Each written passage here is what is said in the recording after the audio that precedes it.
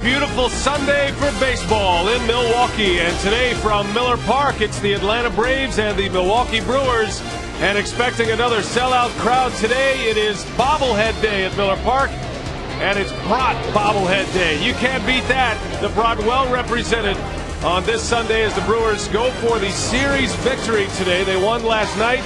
The Cardinals lost last night, so the Brewers just 2.5 back in the National League Central, but you see the Cubs in there a half game back, the Astros a game and a half back. A very tightly bunched Central Division race. And hi everybody, and welcome from Miller Park. Happy Sunday to you. Brian Anderson along with Bill Schroeder, and we are set for this one as the Brewers try to look for their first series win in just about a month, Rock. And one guy who's been leading the charge in a very fine fashion is Craig Counsell. You talked about solidifying the top of the order. Counsell has been able to do that for Ken Maka. Well, no doubt about it. I mean, whether he's batting second or leadoff, and now with Felipe Lopez in the fold, Counsell in the number 2 spot, he's been terrific in his last 8 games. You can see what he's been able to do on base percentage. And when you talk about the top of the order, that's the most important thing. Met on base in front of Ryan and Prince. Craig Counsell certainly has been able to do that and really flexing his muscles. He really has been able to get the Brewers up and running. Back in Pittsburgh, the big home run to get the guys going, but he's really been driving the baseball and has been a big impact offensively so far this year. Well, that 8-game hit streak, he's been on base more than half the time. You see what he's done this year. At 38 years of age, he made dramatic changes in his batting stance and his swing, and it has paid off. A .299 hitter coming into play today, and he's back in the 2-hole and playing third base. On the mound tonight for the Milwaukee Brewers is Braden Looper, and here's a guy who has a chance to get into double digits with a victory today. He's got 9 wins on the board. He's been very good lately. No, yes, he has, and the Brewers in his starts have won 5 of their last 6 ball games. One of the reasons Looper has been able to do what he's been doing, 4-0 since June, a .344 earned run out. Look at the run support, 8.5 runs a game. Always seems like somebody in that rotation is in that spot where he gets a lot of runs. Unfortunately, somebody else is in that spot where they don't get any runs, but Looper certainly has been throwing the baseball well, particularly his last time out. Well, nobody's been given more run support in the National League than Braden Looper, and let's hope that trend continues today. Can the Brewers back it up? A great performance from Gallardo last night. Looking for back-to-back wins here today. Stay with us.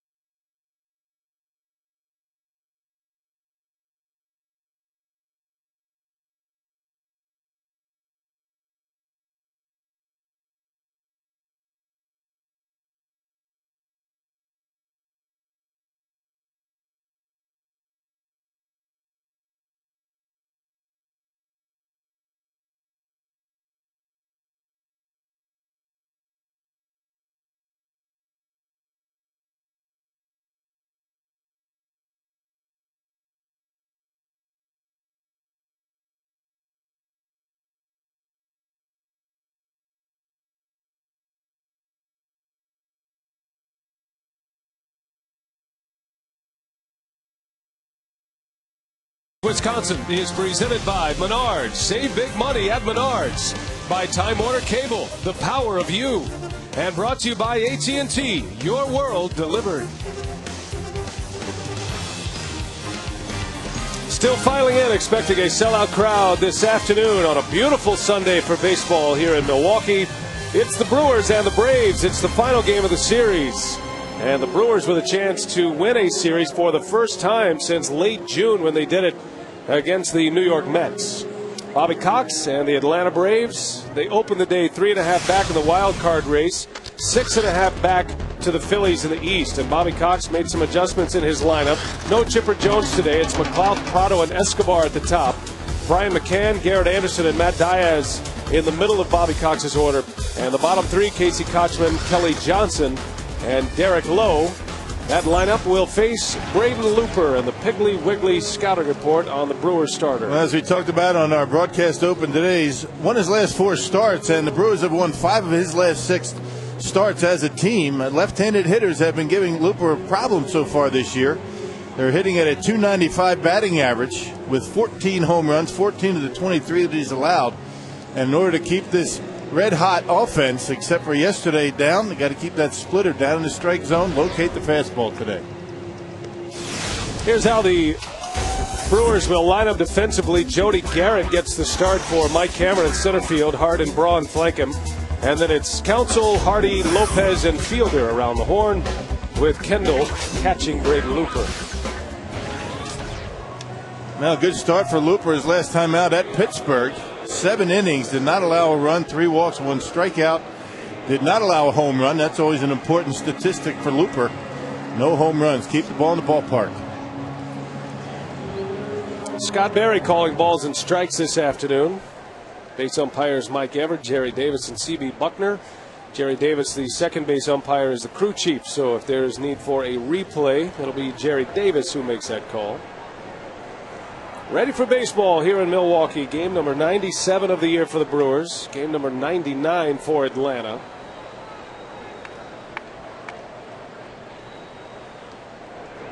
And Looper's first pitch is down and away we go with Nate McLeod leading off. Ideal conditions today, 76 degrees, slight breeze coming out of the northwest. Roof is wide open and a big crowd here to watch this one on Brock Bobblehead Day. Always a fan favorite. Back-to-back sellouts in this series so far. Last night, nearly 44,000 in the ballpark. Good win last night for the Crew, Rock. 4-0, a shutout victory behind Giovanni Gallardo. Gallardo picked up his 9th win of the year. And young Tommy Hanson of the Braves suffered his first loss. I'll tell you, Gallardo on the top of his game. He had the best changeup that we've seen from Gallardo all season long. Able to keep a red-hot offense off the scoreboard. And the Brewers with a 4-0 shutout last night. Good to see the Brewers pick up 4 runs, win a ball game without hitting a home run. 10 hits, 7 or 8 of them singles. Well, it was a matchup of 2 talented young right-handed pitchers, and Gallardo came out on top. McLeod draws the walk, and the Braves have a man on. McLeod has been a very tough out in this series. That is now 9 out of his last 10 plate appearances where he has been aboard. Yeah, they did not retire him at all last night.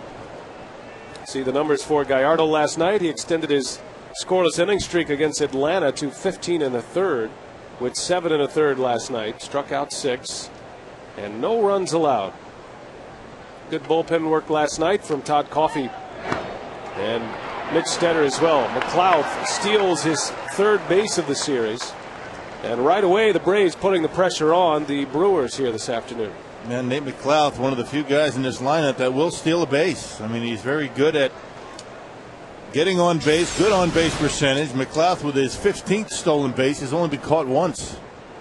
Got a very good jump and not too many stolen base attempts on Braden Looper. Usually he's pretty quick to the plate, but McLeod made it easily. Prado sends one to right, shallow right, and McLeod cannot advance. Corey Hart makes a play, and 1 away here in the first inning.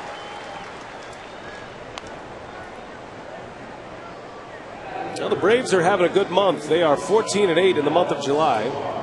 You think about where they've come since late June. It's been an opposite story concerning the Brewers. The Brewers have struggled since late June. Matter of fact, they haven't won a series since late June and haven't had back-to-back wins. Meanwhile, the Braves, they were 6 games under 500 on June 27th, and since that time, they are 16-8 and 7-3 since the All-Star break.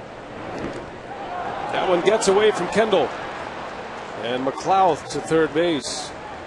Well, they took advantage of a nice long homestand to start the second half of the season, and in the meantime, they got hot offensively. Everybody seems like every one of these guys has been swinging the bat pretty well, and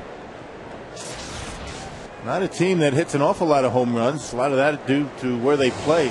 Ballpark in Atlanta doesn't yield a lot of home runs, so they have a lot of good situational hitters that have been swinging the bat pretty well.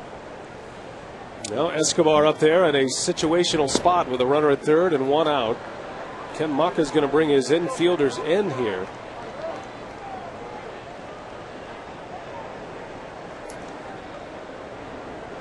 Now Maka going to try to cut the run off, take a chance at a ground ball right at an infielder. Yunel Escobar leads the National League with a .437 batting average with runners in scoring position. He's the best in the league in a spot like this. Well, and that goes up even more. The fact that he's ahead in the count and the infield's in. I think Ken Maka realizes that runs are going to be tough to come by with Derek Lowe. He's been throwing the baseball pretty well. Not a guy ordinarily gives up a lot of runs, so Ken Maka doesn't want to fall behind early. Escobar takes a strike. Now the Brewers seeing the Braves 3 best here in this series. Javier Vasquez started and won on Friday night, but the Brewers got him for 4 runs in 7 innings. And then last night, Tommy Hanson. Escobar draws the walk. 2 walks in the inning issued by Braden Looper. And the Braves have runners at the corners here with 1 away. So I think offensively, Rock, the Brewers feel pretty good about what they've been able to do against 2 very good pitchers. Well, one of the best pitching staffs in all of baseball, the Atlanta Braves. Their starting rotation, the best in the National League in terms of earned run average, and still not a bad outing by Hanson. The Brewers kept the pressure on. They got a couple of runs late to make it 4-0, and that's all Yo needed last night. Now Looper in some early trouble here. McCann with runners at the corners, and Looper falling behind and frustrated with himself on the mound, having a tough time finding command with his fastball early. Yeah, last time in Pittsburgh, he really did have good command. Of course, the Pittsburgh Pirates, a team that likes to attack early. So his pitch count was in pretty good shape. Brian McCann, a .300 hitter, talented young catcher for the Atlanta Braves. And now Looper behind him, 2-0, and Kendall wants a quick visit at the mound.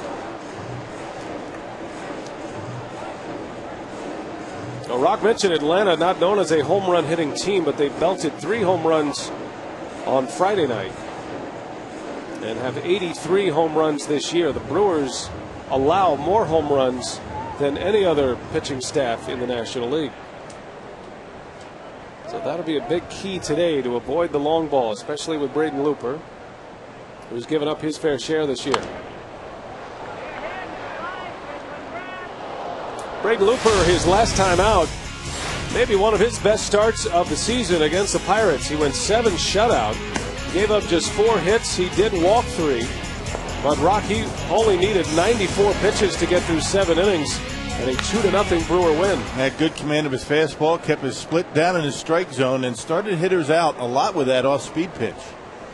Always important to do that with a team like the Pirates, not so much like the Braves. The Braves will be a little bit more patient, but Luke got a lot of outs early in the count. That's why they only needed those 94 pitches to get through 7 innings.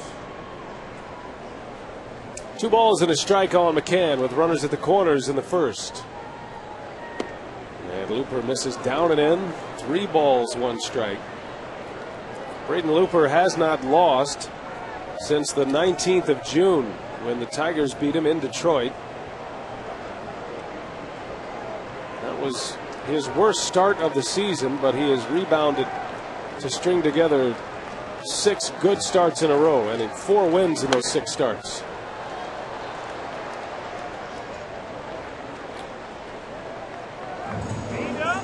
Looper beat the Mets, the Cubs in Chicago, the Reds and the Pirates during this 6-game span. 4 wins, 2 no decisions. And the Brewers have only lost 1 time in that stretch. 3-2, runner goes, then stops. Looper's got him picked, and they steal an out. Boy. And Unel Escobar is crying for a balk here. No, fake the third and go to first. I mean, you see that all the time, and very rarely does it work, and everybody wonders why do they do that, but a good spot to do it. Escobar running on the 3-2 pitch. He got caught by the old Rich Sutcliffe move. How about that one? Talk about a unique way to help yourself get out of a jam. There it is. And Escobar suckered into it. Rarely see that work. 2 outs. That's a big play. McCann into right field. Hart is going back. Can't get it. That is to the wall. McLouth will score. McCann on his way to second. And he's in there with an RBI double. Boy, and how big does that play look now? That could have very easily scored 2 runs. Boy, talk about a momentum swing. If Looper's able to get that out, get McCann on a fly ball or a strikeout, any kind of an out, now you got to feel good. The Brewers have to feel good about themselves going into that dugout for their first at bat, but McCann picking on a fastball, rips it out of the reach of Corey Hart. And Billy Castro making a early trip to the mound here in the first inning. That fastball up in the zone, McCann jumps all over it, and Corey can't get it. Looked like Corey had a tough time picking that ball up. Now McLeod scores easily from third base. 1-0 Atlanta. Braves are on the board, but with that double and the kind of speed that Unel Escobar possesses, he likely would have scored from first base on that double to right center. So 2 outs, McCann at second, and here's Garrett Anderson.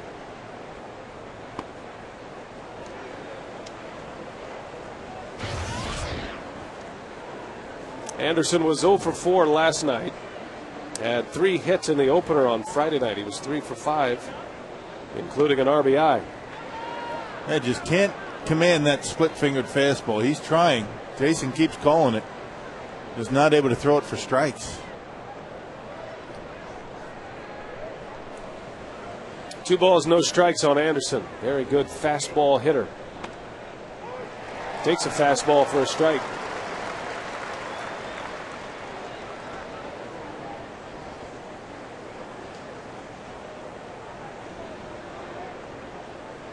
McCann with below average speed at second base. It's not a guarantee that he'll score on a base hit.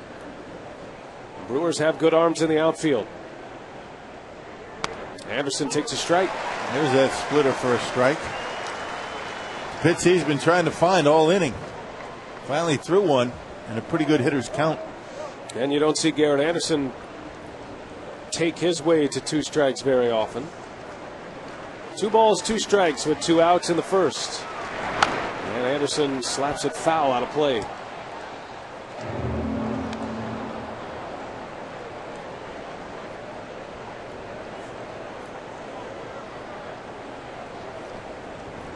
Looper making his 22nd start of the season. This is his first against Atlanta this year.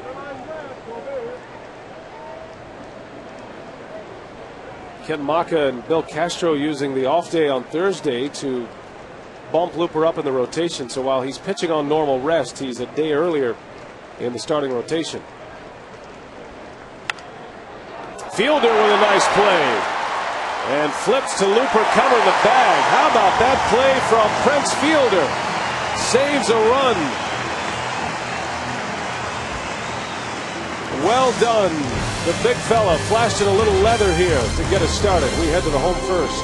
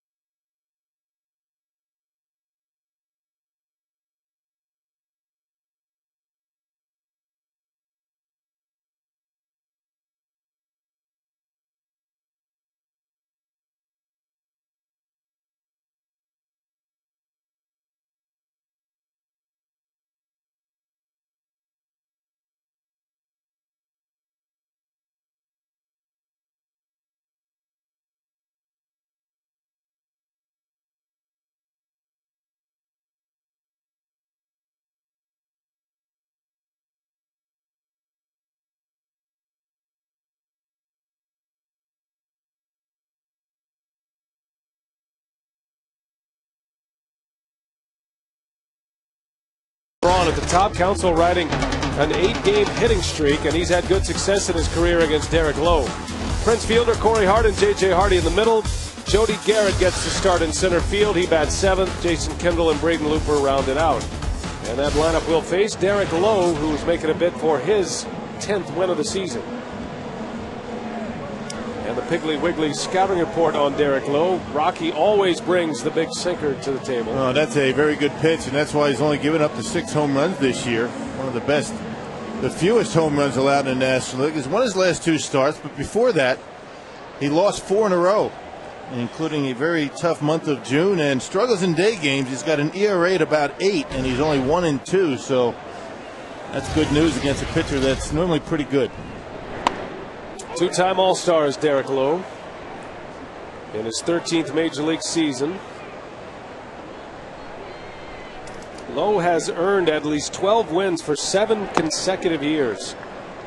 2002 to 2008. He's been at least a 12-game winner, and he's the only current Major League pitcher to accomplish that feat.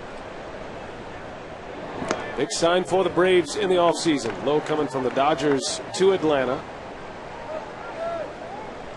And coming off a very good start against San Francisco his last time out. 6 innings, just 1 earned run. Lopez on the ground to Kochman, and 1 away. Now Felipe Lopez retired. Here's how the Braves line up defensively.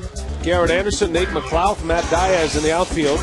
Martin Prado gets to start at 3rd today. Chipper Jones out of the lineup. Escobar and Kelly Johnson at the Keystone, with Kochman at 1st and Brian McCann catching Derek Lowe. Well, you figure that infield to be very busy with Derek Lowe out there on the mound, and to counter that, the Brewer hitters at least throwing the count. Got to make him get that fastball up in the strike zone like that to Craig. When he starts swinging at a pitch that starts out about mid-thigh, it's going to end up down around the shins. There's Tim Dillard. He just arrived to the ball club today. Matter of fact, he's probably been here less than a half an hour. We were down right before the game, and he had not yet arrived. But him pitching right now in the bullpen either tells you that he's going to start on Tuesday, or something's wrong with Braden Looper. There's a base hit by Counsell. Boy, he just keeps getting the job done. The ageless Craig Counsell now with a 9-game hitting streak. Well, made an adjustment in his swing in Cincinnati. I mean, he wasn't real happy with the way things were going before the All-Star break. Made a couple of adjustments, took some early batting practice, and since that time, he's really been squaring up the baseball, taking that one to the opposite field. Well, a lot of ground balls. When you see Derek Lowe out there on the mound, infielders better be ready to have a big day.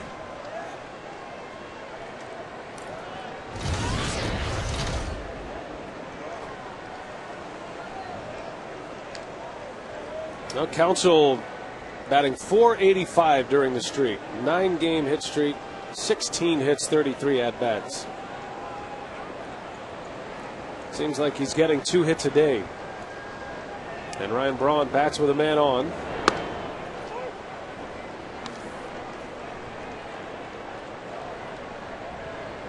Braun's been swinging the bat well as well. .310 average to start the day, 19 home runs. And Ryan with 66 runs batted in.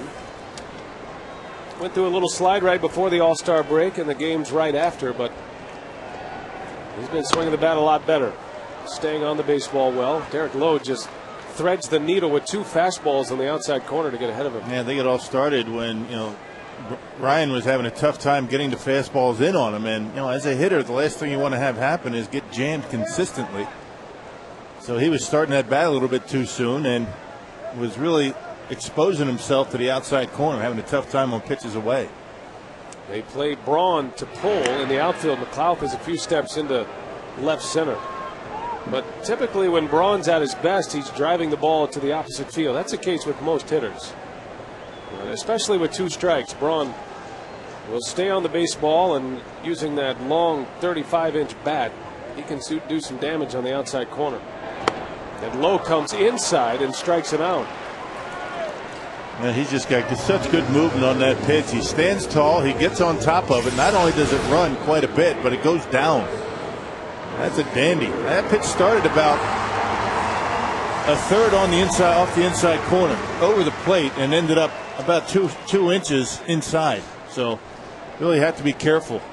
He will throw that backdoor pitch that catches the outside corner too to right-handers. Now Fielder up there with Counsell at first. All the left-handed hitters today talking about driving the ball to left field. That's the key against Derek Lowe with that power sinker. Guys like Counsell and Jody Garrett and Prince Fielder.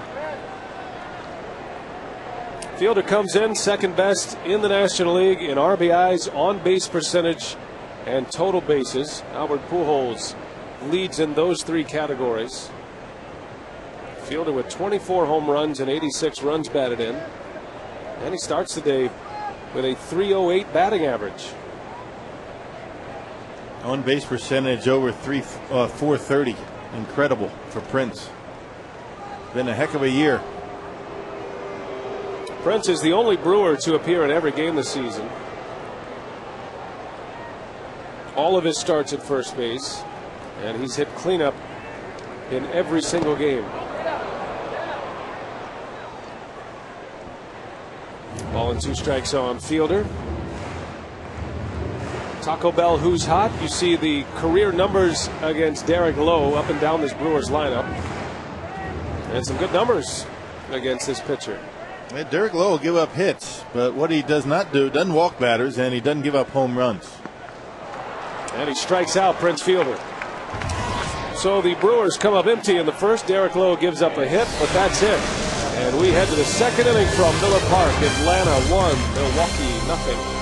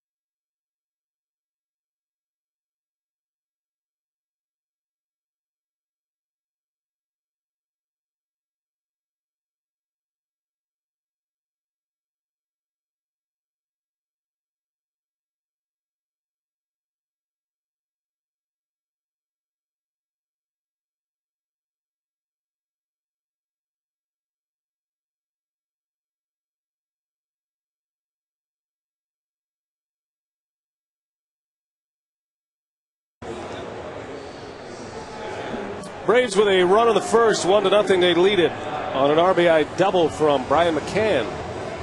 And we head to the second. Braden Looper back on the mound.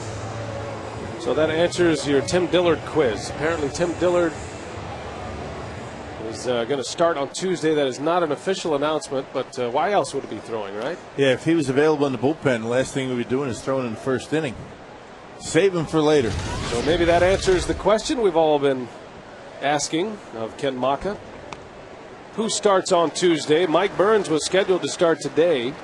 Braden Looper bumped up into his spot. Burns is available and has been available in the Brewers bullpen the last couple of days.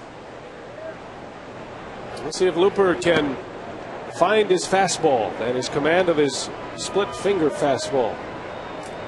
Managed to get out of that first inning with just 1 run. There's a big pickoff play in that inning. Officially goes as a caught stealing, but Escobar got caught off the bag at first base with runners at first and third and just 1 out.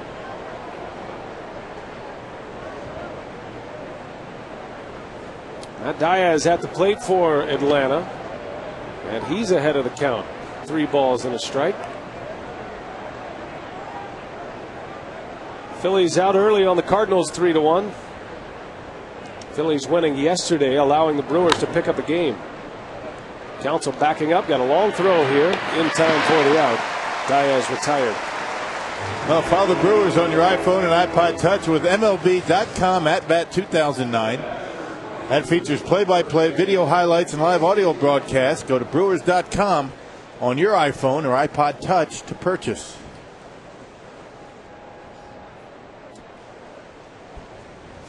Sellout crowd this afternoon here at Miller Park. They'll be near 44,000, it looks like. Just shy of 44,000 last night. It was the 23rd sellout of the year. Almost 42,000 on Friday night. So it's been a big homestand already. Washington Nationals coming to town tomorrow to start a 4-game series. Hard to believe, Rock, the Brewers are looking for their first win back-to-back since late June. Kochman pops it up. Counsell makes a play, and it's 2 up and 2 down for Braden Looper. Yeah, the team has been very inconsistent on just about all aspects of their game right now. Their pitching, their bullpen, starting rotation, offense, and that's why. I mean, you're not going to be able to put winning streaks together, but having not won back-to-back games since that Mets series here at Miller Park, that's amazing. I didn't realize that. Now the Brewers beat the Mets 2 out of 3. Those back-to-back wins came on June 29th and June 30th. Kelly Johnson gets a start today, just activated from the disabled list. He was the everyday second baseman for Bobby Cox when the Brewers last played the Braves in early June. But Martin Prado has taken over that role when Chipper Jones sits, which he does typically day games after night games. Johnson will get the spot start, moving Prado over to third base. That's why players don't like to go on the disabled list, though, and they fight for everything they can to stay in the lineup because there's always somebody waiting, right? You don't want to be Wally pipped. Came to the ballpark with a headache for the Yankees, and Lou Gehrig took his spot that day. And 130 games later? Let's let the kid play today. Never came out. It's not like Wally Pipp was a struggling player either. He was an all-star, if they had such a thing back then. Looper, a 3-up, 3-down inning.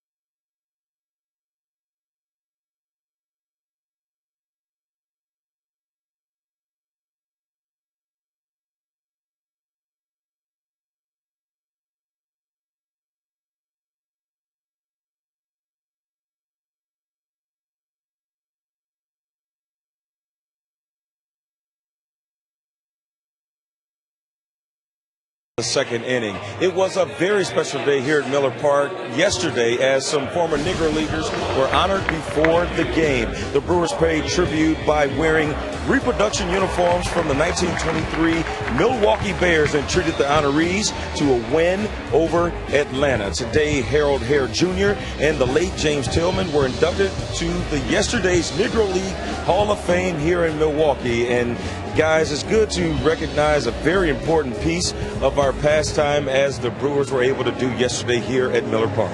Yeah, no question, and not just a big piece of baseball's history and the evolution of baseball, but also American history and the great Negro Leagues. Some of the best players that many never saw. Great to have him out at the ballpark yesterday, and I really like the throwback uniforms. The Brewers wore the 1923 Milwaukee Bears uniforms yesterday. I think Gallardo's going to want to wear that his next start. I'm telling you, you win a game in those uniforms, you want to keep them on, right? There was a good change-up in that uni for Yo. That's right. 1-0 the Braves lead today. We head to the bottom of the second. Corey Hart leads off, and that is a great play by Prado to his feet, and he gets Hart. Man, Prado has turned himself into a bona fide star here in Atlanta lately. A guy that gets a lot of ground ball outs is ordinarily going to get plays like that behind him, because if you're an infield and you have Derek Lowe on the mound, you know every pitch may be hit on the ground at you, and you're ready for it. He throws a lot of strikes, he gets a lot of ground balls, and infielders are ready. They're on their toes. And because of that, you get plays like that. Prado's been swinging the bat exceptionally well. His defense is outstanding. He can play second, short, or third. He's actually made some starts at first base as well. Valuable member of this Atlanta ball club. J.J. Hardy with one away. Derek Lowe just pouring in the strikes right now. Lowe has thrown 18 pitches thus far. 14 of the 18 have been strikes. Get a lot of that, too. Toe busters. Pound fastballs off your feet. That ball just drops off the table as it gets to home plate. It looks good for a while. It looks good for about 50 feet. All of a sudden, it just drops off the table.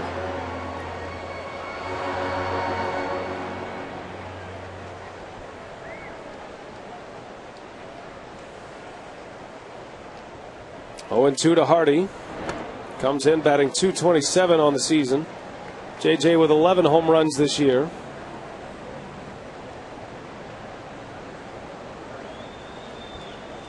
Popular Brewers shortstop. And hoping for a big second half. Hardy's the kind of player that can carry a team offensively. There aren't many that can do that. Certainly Fielder and Braun, but J.J. Hardy is the other one. And he showed it last year. He was the best hitter the Brewers had in the postseason when it counted most. And pretty much a non-existent offense in the postseason against the Phillies. The lone bright spot was J.J. Hardy. Yeah, he was on everything. So when it counted the most, J.J. really put his best foot forward. And a shot right off the glove of Lowe. Recovering is Johnson, and they get the out. Boy, J.J. hit a bullet that Lowe deflected, kept it out of center field, and it ends up as out number 2. Yeah, ordinarily, pitchers that throw that good sinker and get a lot of ground balls put themselves in position to field. I'm not sure if Derek Lowe really had an opportunity to knock it down or just hit his glove. Not sure. Let's check it out. He went after it. Kind of flew his glove out after it, knocked it down, slowed it down, and an easy play for Kelly Johnson. It'll go 1-4 to 3. Tough break for Hardy. Here's Jody Garrett. I talked to Jody before the game. I said, how about Derek Lowe today? You've had some good success against him. He goes, left field, baby. Left field. Meaning you have to think about swinging to the opposite field, and yet he pulls one down the line. And having trouble is Diaz out there in right. Jody Garrett with a double. Well, that's the way it happens, right? Yeah. You think about the opposite field and you get one to pull and you rip it. And that's what you have to do. Just because you're thinking the opposite field doesn't mean it ends up going to the opposite field. He stands off the plate. He got a pitch in. That actually looked like a cut fastball that looked like McCann wanted on the outside part of the plate. Left it in. And Jody, because he was trying to stay back, able to get the barrel of the bat on a pitch in on him. Much easier to react inside than it is to look inside and react away. A lot easier to speed it up than slow it down. Well, Matt Diaz out in right field, digging up a trench out there, trying to slide to make that play. It's possible if Diaz slides and comes through cleanly, he's going to hold Garrett to a single. Garrett was waiting to see where that ball was going to end up. Yeah, 2 outs and nobody on. You'd like to get yourself into scoring position, particularly with Kendall coming up. First extra base hit as a Brewer for Jody Garrett. As Kendall bounces one over to Prado, and the side retired. A lot of ground balls early for Derek Lowe. Ground balls and strikeouts, the name of his game.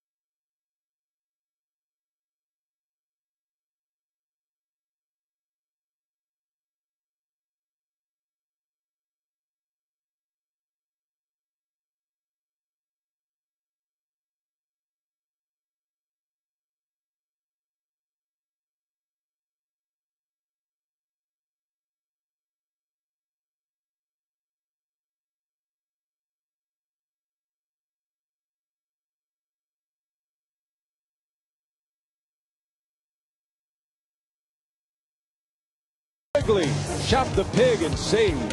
And by Ho Chunk Gaming, Wisconsin. There's a Ryan Braun All-Star jersey. A lot of fans wearing those these days. Braun and Hoffman and Prince Fielder, those All-Star jerseys have been hot downstairs. Team store presented by Majestic. Got some up here. Yeah, they look good. Hoffman, Fielder, Braun. I think we'll just leave them, don't you? Yeah. Get yourself a Prince Fielder Home Run Derby champion T-shirt, pennant. Take it all in. Derek Lowe leads off in a matchup of former closers turned starters. Lowe and Looper today. Pretty accomplished closers as well in their day. Looper, of course, closing games with the Marlins, a little bit with the Mets. Lowe was the closer of the Boston Red Sox, had a lot of success as a stopper. But he's had good success as a starting pitcher as well. Braves did a lot of good work this offseason picking up starting pitching. They got Javier Vasquez and Derek Lowe, and the emergence of Jair Jurgens. They knew Tommy Hansen was close, and really things have kind of fallen right into place for Bobby Cox, just as they'd hoped before the season began. It's really not hard to get good pitching to want to come to Atlanta. Sign as free agents, because that's a very good pitcher's ballpark. Tough to hit homers there. I guess it's which comes first? You get real good pitching that doesn't give up home runs, or is it the ballpark that keeps the ball in the ballpark? Who knows? And maybe even a little deeper, right? Maybe even a mentality. Lowe with a base hit. He can swing the bat a little bit, by the way. That's his 7th hit of the year. And a single by the pitcher. Big day in baseball today. Hall of Fame inductees. Joe Gordon, voted in by the Veterans Committee, former MVP. Missed some of his best years due to the war.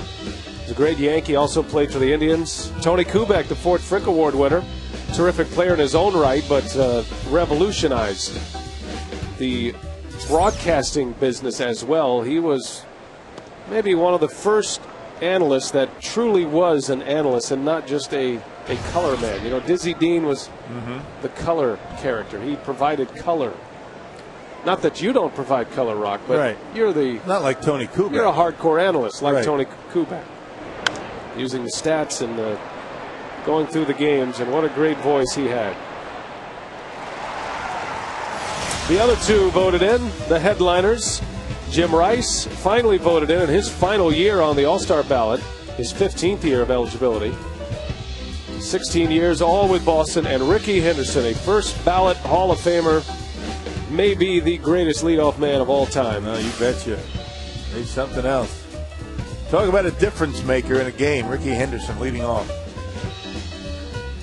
So how often were you able to throw out Rickey Henderson stealing a base? I don't recall ever throwing him out. I'm sure there's a stat for that you could look up over there on your handy computer. So I'm not going to say that I threw him out because there's probably proof that I didn't. You know, catchers really don't expect to throw guys out like that. Right. I mean, you get the average base runners, you got to throw those guys out just about every time. But guys like Rickey Henderson, they're going to get their stolen bases. Doesn't matter who's on the mound, who's behind the plate. Now 2 outs as Prado lines out to center field. Well, our Carsoup.com email the booth question has to do with the Hall of Fame. Corey in Waukesha wants to know, who in your mind deserves to be in the Hall of Fame that isn't right now? Bert Blyleven. That's the first guy on my list. All the strikeouts, he's up amongst, he's top 5 in strikeouts all time. Yeah. Shutouts, wins, 287 wins for Bert. Complete games. Why he's not in the Hall of Fame is beyond me. Well, if you drive about an hour and a half south of here, you'll hear a lot of Ron Santo thoughts as well. The thing about Jim Rice being inducted into Hall of Fame, and it would be the case if Bert Blyleven was inducted into Hall of Fame, it opens up a lot of players with similar numbers. You know, guys like Louis Tiant on the pitching side. Tommy John. Correct. Tommy John had just as many wins as Bert. Sure, and they didn't just name a surgery after him. You know, he was an actual pitcher. He should be in for that. He should. How many careers has that saved?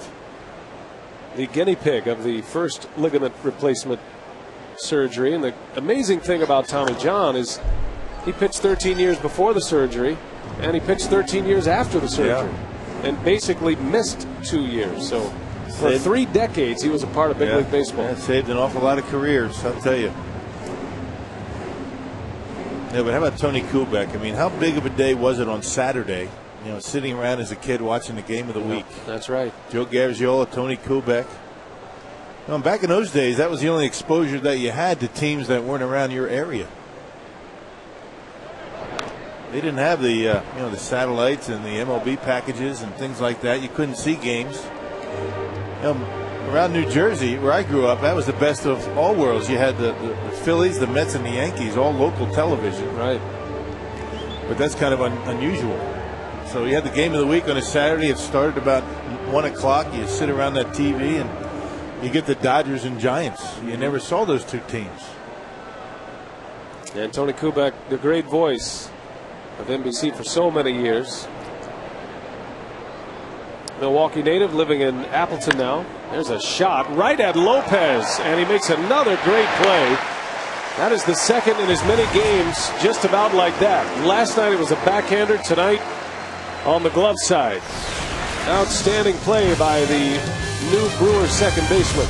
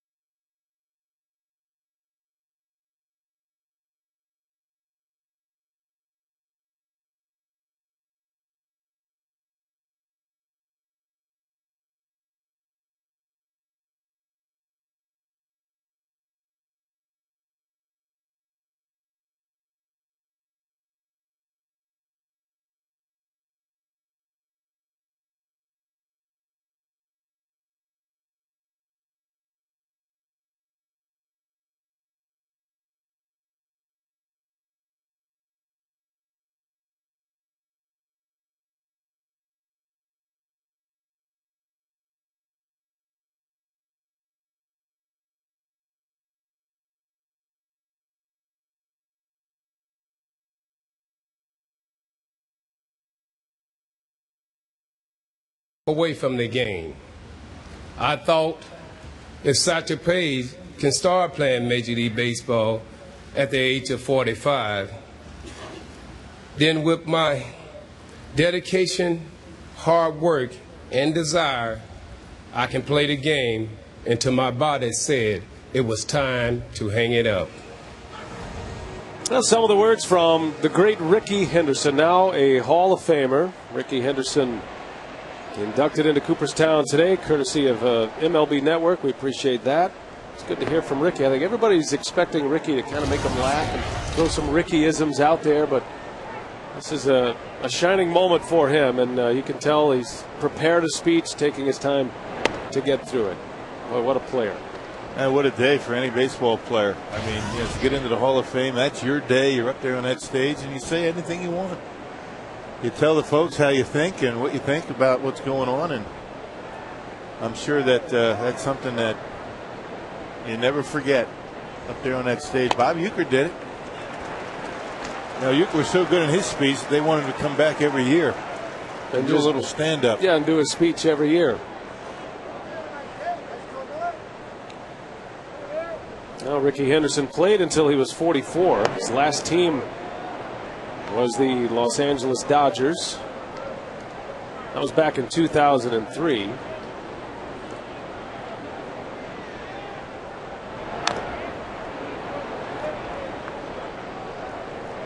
You did throw out Rickey Henderson once in your career, Rob. Really? Yep. I believe, I'd have to check now. I think it's 5 out of 6. He stole 5, you threw him out once.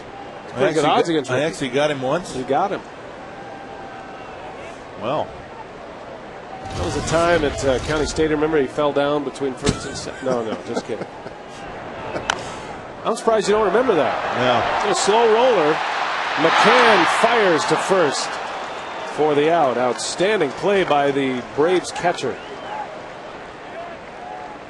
That ball staying fair. Braden Looper trying to get down there as quick as he can, but Brian McCann, look how quickly he gets to that baseball. He turns his back to first base, giving him better momentum to make the throw to first and get something on it. Good play. Got all that gear on. You try to surround that baseball and keep your eyes on first the whole time. I mean, you end up throwing sidearm. There's a point at which, you know, anything to the pitcher and over toward third base, there's kind of a fine line whether you want to just kind of surround it a little bit and throw to first or turn your back. Felipe Lopez with a base hit. Third hit by the Brewers today.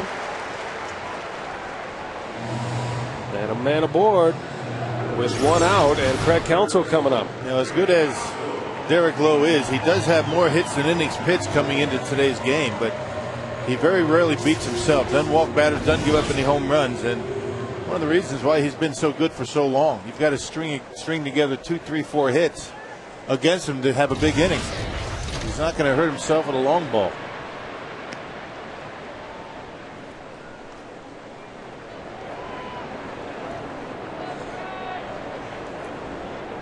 Atlanta scored a run in the first inning. RBI double from McCann.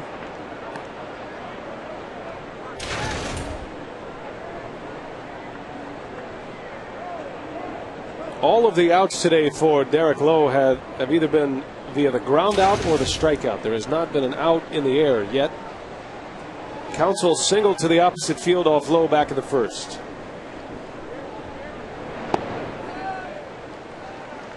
Counsell extending his hitting streak to 9 games. And now his batting average over 300 again.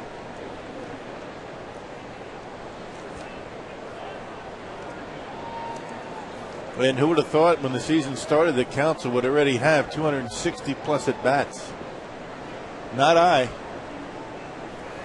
Now, all of last year, only 248 at bats the entire season. And we're here with more than 60 games remaining in the regular season, and Counsell 262 at bats, a .302 batting average. Already, Rock, 24 extra base hits, and that's been the big difference with Counsell. Not just the 3 home runs, but the doubles and the triples he's been able to produce. Little flare to left. Anderson guarding the line makes a play for out number 2. Well, you won't find Craig Counsell on the Powerball home run leaderboard, but the Brewers hit a lot of them. 108 home runs this year. Fielder still leads the way with 24. And Ryan Braun, 1 home run shy of number 20.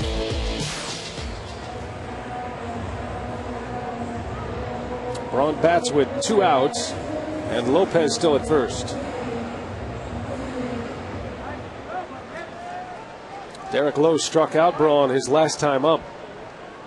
Struck him out with an inside corner sinker. Braun rips one, a base hit into right center. Lopez around second, on his way to third. Ryan Braun jumping on the first pitch from Derek Lowe and comes up with his first hit. And the Brewers in business here with runners at the corners. And Fielder coming up. Well, he just drops the barrel of the bat on that baseball. That ball was down. It was away from Ryan. It was down. Look at the plate coverage for him. Going away from, looked like a cutter that time.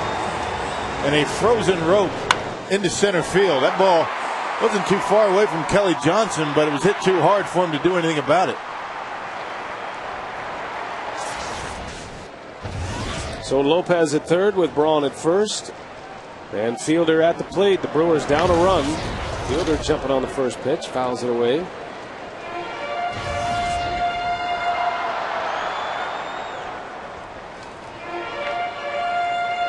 It's been a struggle for Fielder in the series against Atlanta. Prince does have a hit. He's 1 for 8 in the series.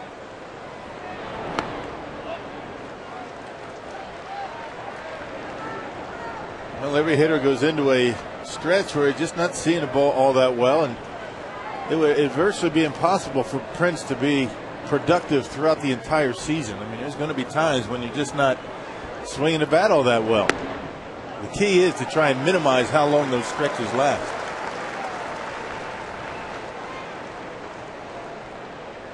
Bernie's ready. He'd love to oblige. Fielder with 24 home runs this year. And hits that one high in the air. Right center field. McLouth is back with room. And the inning is over. Fielder just missed it on the bat. Lowe strands a pair.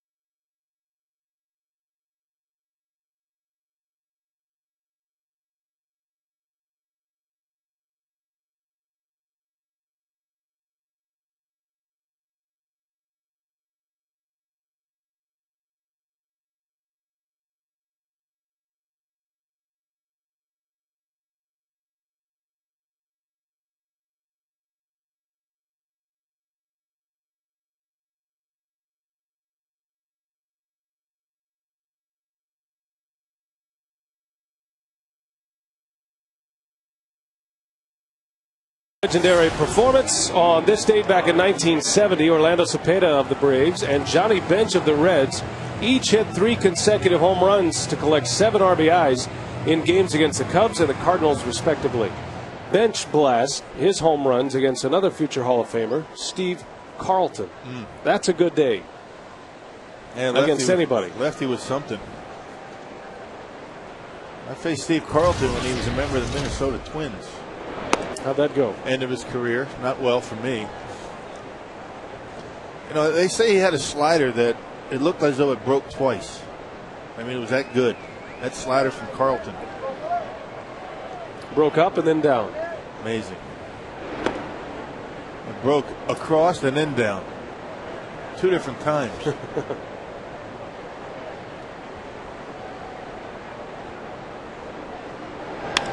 Brian McCann squares up another one from Looper. And it'll be another extra base hit for the Braves catcher. He has 2 doubles in this game. The double he had in the first produced the only run of the game so far.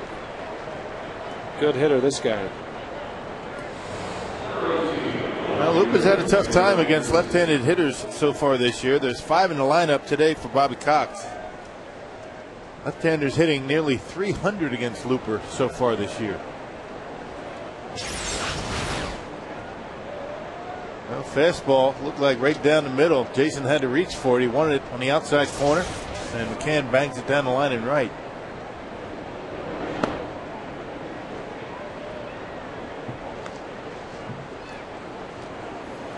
So Garrett Anderson with a runner at second. Brewers have actually out-hit the Braves thus far, 4-3. 4 hits against Lowe, but he has not allowed a run. Looper got away with some good fortune in the first inning. Issued 2 walks to the first 3 batters, but managed to pick off Unel Escobar. That was right before Brian McCann's double. Might have scored 2 runs had not Escobar been picked off. And then Anderson hit a shot that Fielder gloved handily at first base to win the inning. Looper was exclusively a reliever in his major league career until 2007. That was his second year as a Cardinal. Dave Duncan and Tony La Russa wanting to convert him to a starter. That was the year that Wainwright converted to a starter as well. So they pulled 2 out of their bullpen after their World Championship season of 06. Put him into the starting rotation. And we talked about the transition for relief pitchers to the starting rotation on Brewers Live today before the game. And one of the issues, particularly a closer will have, a guy that pitches late in the game, normally those guys have only 2 pitches. In Looper's case, a fastball and a split predominantly as a starting pitcher. He had a slider when he was a closer. So actually he gave up a pitch. He doesn't throw too many sliders these days.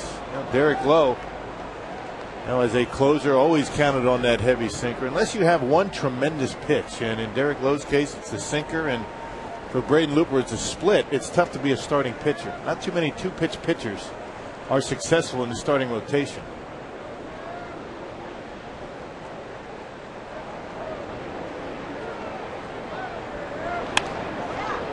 Fielder makes another great play, and Looper races to the bag, and he beats Garrett Anderson. Might have got spiked in the process. Fielder has robbed Anderson twice of a base hit. Now Loop a little bit late getting over there. It looked as though Prince was thinking about throwing to third base. That ball was hit so hard he realized McCann, the catcher, was at second. Watch him, he's looking at third. He's thinking about a throw to third base. Good thing he didn't. But Looper able to get there just in time. A little bit of a hesitation by Looper getting off the mound. Almost cost him an out. Anderson stepped right on his foot. So Prince and Looper have hooked up twice, both against Garrett Anderson. And both saving runs at this point. First out of the inning, McCann to third base. And here is Matt Diaz. Think about Looper as a reliever and as a closer, and he had 3 consecutive years of at least 28 saves with the Marlins and twice with the Mets. He was a power pitcher by all accounts. I mean, he had a huge fastball. He was a first rounder out of Wichita State, taken by the Cardinals. Ground ball to Counsell. That'll keep McCann at third. And Looper gets out number 2. Looper does it in a much different form now. In our Aflac trivia question, who are the only managers to be traded for one another in Major League Baseball history? Managers traded for each other. How about that? meaning they were managers when they were traded. I know who the only broadcaster to be traded for a player was. Who was that? You're not going to tell me? That was Ernie Harwell. Thank you. Traded to the Atlanta Crackers for a catcher. Ernie Harwell went from Atlanta to Brooklyn when Red Baba got sick, had pneumonia one year, and that's how Ernie Harwell made it to the big leagues. Brooklyn Dodgers said, look, we like your broadcaster there. Wonder how the catcher felt. And no kidding. That's kind of a smack in the face, isn't it? I think maybe he got a dozen balls with it too. And an all-you-can-eat buffet. Kochman to fielder, and Looper's going to get out of this inning. Survives a leadoff double to the bottom of the fourth. 1-0 Braves.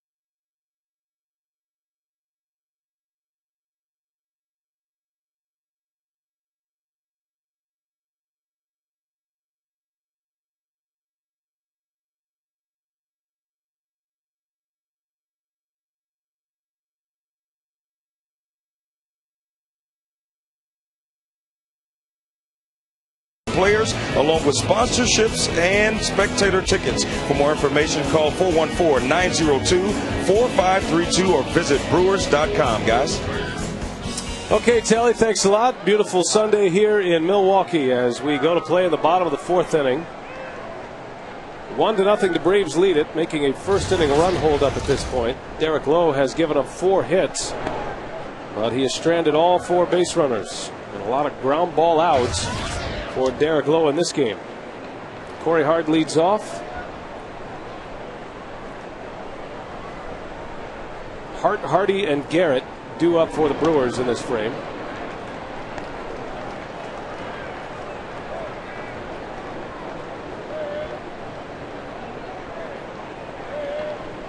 Hart grounded out to third his last time up. Hits that one hard, but a nice play by Escobar. And Hart could very easily have 2 hits in this game. We check in with Telly Hughes once again. Hey guys, I'm standing by with Cal Heckathorn. He was the Brewers. He signed with the Brewers today, a right-handed pitcher out of Kennesaw State. Cal, got to ask, how does it feel to be a Brewer? Oh, it's a great feeling. I'm just glad they picked me up and gave me the opportunity to become a Brewer, and I'm really excited to come out and do whatever I can to help them out. Well, you get an opportunity to see Miller Park and these fans, and it has to excite you even more to go down, work hard, and get up here as quickly as you can. Oh, yes. This is a great atmosphere. I've enjoyed my experience here. I cannot wait to get up here, and I can't wait to go play ball tomorrow. Well, if you guys haven't noticed, Cal is a very tall man. He's 6'6". And, Cal, just describe your style of pitching, because people that aren't familiar with your style and you're new, and just let them know what type of pitcher you are. I'm a power pitcher. Like I said, big guy. I throw hard. I go after hitters, get a lot of ground balls. Kyle, thanks for your time and welcome to the Brewers organization. Thank you for having me. All right, he mentioned that he's a power pitcher, and just to back that up, guys, in his last start at Kennesaw State, he set a school record with 15 punch-outs. So another good arm in the organization. Good to see the big, tall right-handers. Eric Arnett, Kyle Heckathorn. The Brewers had a big draft, they feel, and they have had good success signing these players. We tip our hat to Bruce Side. It was his first draft as the director of amateur scouting, and very proud of the players he's been able to acquire. I think it's something that the Brewers could really use. I mean, at the big league level, particularly a power pitcher, a guy just comes in there and just rears back and lets it fly. Most of the Brewer pitchers, starters and relievers right now, are more control pitchers, breaking pitches, keep the ball down. Good to have some big, strong power arms coming up through the minor leagues. Hardy into center field. McLeod is right there. And despite two pretty well hit balls, 2 up and 2 down, there is the quick Cliff Notes version of Kyle Heckathorn. 4-1 at Kennesaw State. And just wrapped up his junior season. Decided to come out and a supplemental first rounder. That means the picks between the first and the second round. They're also known as sandwich picks. And the Brewers have signed 14 of their top 17 picks. So the process is done, the contract is signed, and he is, I believe, off to Helena after the game today. That rookie ball. Spent time in the Pioneer League back in '79. Where'd you play in the Pioneer League? Butte. Butte, Montana. The Butte Copper Kings. Nice.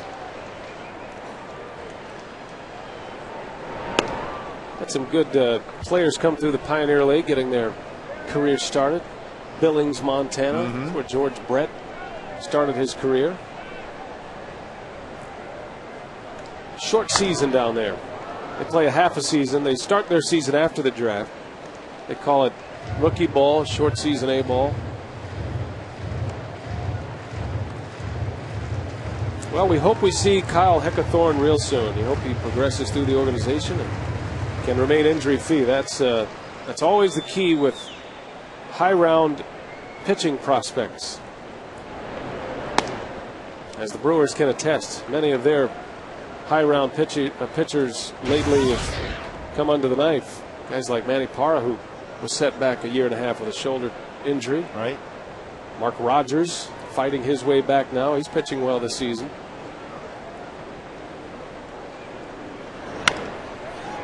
Garrett bounces one over to Johnson. Derek Lowe has a 3-up, 3-down inning.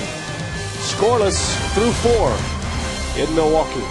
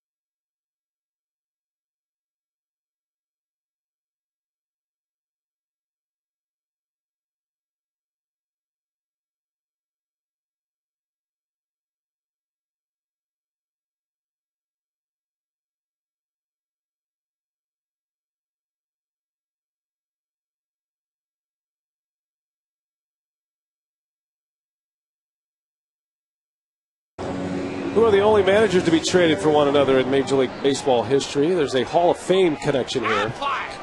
So if you guessed Joe Gordon, you're right. Joe Gordon going into the Hall of Fame today. He was a great player, and as a manager, not so much. Traded in '59 for Jimmy Dykes. Actually, I think it was 1960 when he was traded from the Indians to the Tigers. Joe Gordon for Jimmy Dykes. Neither team thought too much of their manager, I guess, at that point. No, they were deep into the pit of the standings by the time. Joe Gordon would go on. He managed 3 teams in 2 years. He managed the Indians, the Tigers in '60, and then the Royals in '61. And they finished 9th. Kelly Johnson down the right field line. And that'll be another extra base hit for Atlanta and another leadoff double. Back-to-back innings with leadoff doubles, and rocked the 3rd consecutive inning with a leadoff hit. And 4 or 5 innings. And Braden Looper's been able to dodge a few bullets in this game so far, only allowing the 1 run, that in the 1st inning. Well, location of the fastball an issue for Looper from time to time, but he's been able to get himself out of trouble. But you can't go to the well too often, giving up leadoff doubles too often. Derek Lowe, the batter, trying to bunt Johnson over, and he swings away the Butcher Boy play. It's going to get the job done as Lopez covers first, just in time to get Lowe. So 1 out, Johnson to 3rd base. Well, everything you knew about fantasy football is about to change, Rock. Introducing the all-new Fox Fantasy Football with more customizable features and new ways to play. Log on to foxsports.com on MSN and join the next generation of fantasy football. Everybody's still wondering if they should pick up Brett Favre as their quarterback. Do you have any breaking news on Brett Favre? I do not. That's too bad. No. A little early for Brett. About August, isn't it? Mid-August, he decides. Been like, what, 3 years in a row?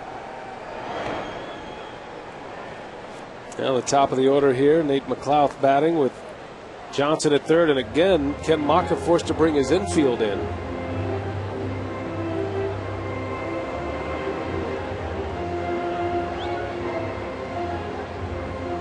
Third time today the infield has been on the grass, which opens up holes for the hitters.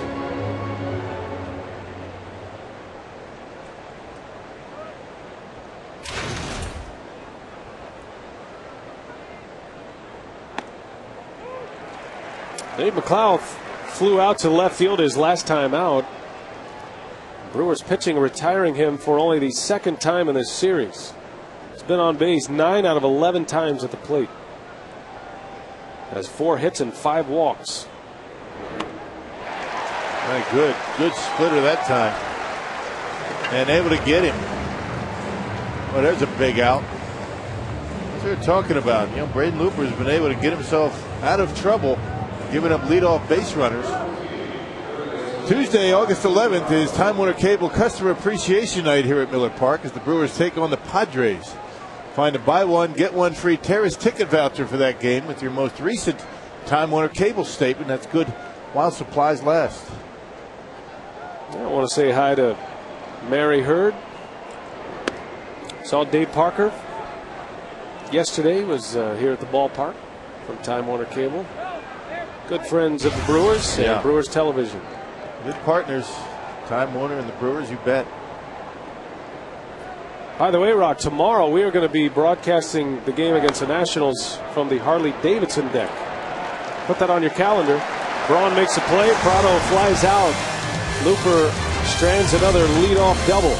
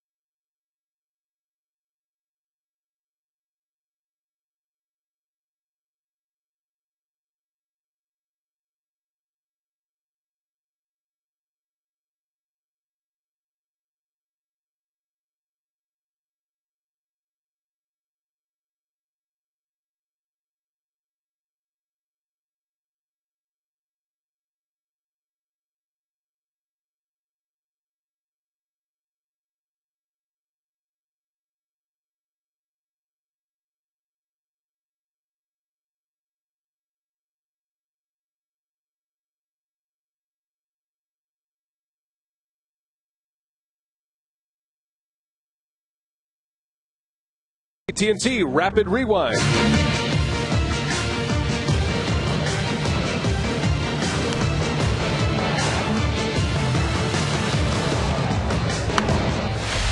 AT&T, the nation's fastest 3G network. AT&T, your world delivered. Roof is open. Sunday afternoon baseball at Miller Park, Milwaukee. They had a good game going here. 1-0. The Braves lead it. Derek Lowe and Braden Looper hooked up in a dandy today. Looper has been able to wiggle off a few hooks. Some leadoff base runners for Atlanta. And Looper's made it hold up. Derek Lowe facing Jason Kendall, and there's a base hit to right. And a good start for the Brew Crew here in the 5th inning. And with a leadoff man aboard, we have time to check in with Telly Hughes. What's going on, Telly? Hey guys, I'm in the right field bleachers, and this is a clear sign: if you ask, you shall receive. Marshall, 6-year-old right here, made this sign asking if I would come sit. And you did this sign all by yourself, right? Yeah. What made you do it? I mean, I'm gonna. My dad. Your dad made you? Well, your dad got you some airtime, so you should thank him, right? Thank you, Daddy. Well, guys, 6-year-old Marshall said he made the sign by himself, and I can keep it. But on the other side, it says Ryan Braun hit it long, so I can't take it home, but I do love the gesture. Yeah, make sure you switch that sign around here. In a few moments, Telly out there amongst the public, enjoying himself. I like a kid named Marshall. That's a good name. Yeah. That's like an old Western kind of name. Marshall Dillon. Marshall Edwards, a former Brewer, an outfielder.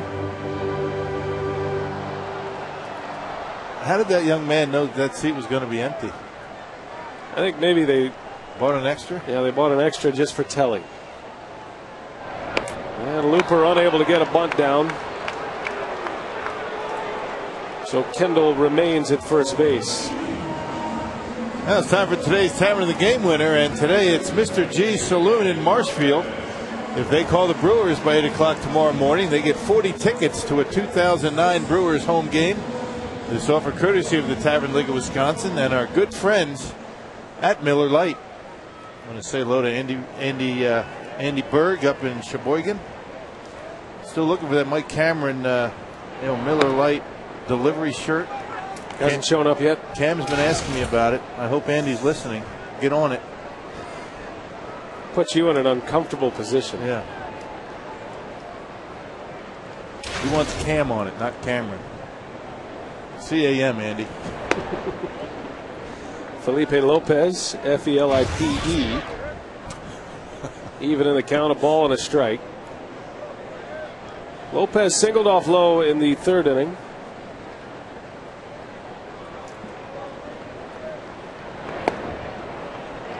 Sun shining now, and that presents some challenges for the hitters as the shadows creep out toward the mound. They must prefer the cloud cover. Do the players, at least the hitters do. Pitchers like the shadows. Lopez now 7 for 16 as a Brewer, batting .438 since arriving in Milwaukee last Monday.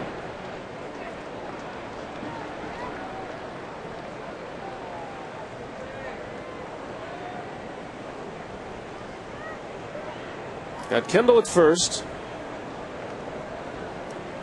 Top of the order here. Counsell would be next, and then Braun. And Lopez over to 3rd. Prado gets the out at 2nd. And the Braves turn a double play. Lopez still not running well. That hamstring injury affecting him.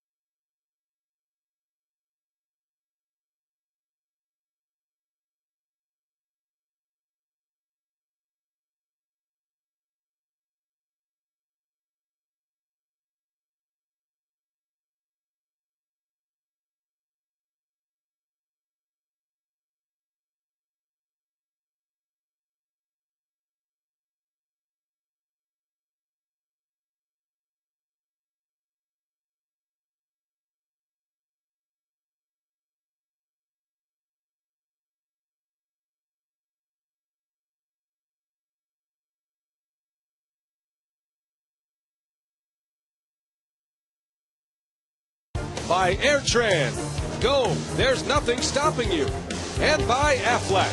We've got you under our wing. Say the Brewers are giving 70 fans a chance to live the sweet life. You can watch a Brewers game from a Miller Park suite on August 16th versus the Astros. Your guest in the suite, former Brewers players with the Brewers Alumni Association. That includes Davey Nelson.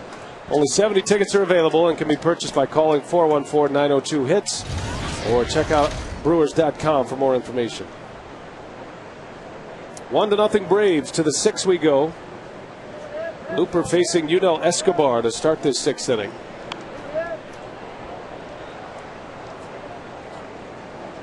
Looper has given up leadoff doubles in the last 2 innings.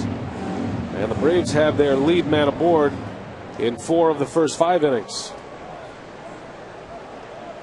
But Braden Looper has stranded them all since the first. It's good to see Looper pitching in the 6th inning, Rod. The way he started, kind of feeling like it might be a long day for Braden Looper. He was fighting with his command, not only with his fastball, but also his best pitch, his split finger fastball. 78 pitches is all right now. Good pitch count for him. And another ground ball. Counsell gobbles this one up, 1 away in the 6th. A lot of ground ball outs for Looper and Derek Lowe, 2 pitchers with similar career paths. Closers turn starters. 79 pitches for Looper as he works here with 1 out in the 6th. Who would have thought after that first inning? Had a tough time getting ahead in the count, walked a couple. Got behind Brian McCann, 3-1. I think things turned around dramatically with that pickoff.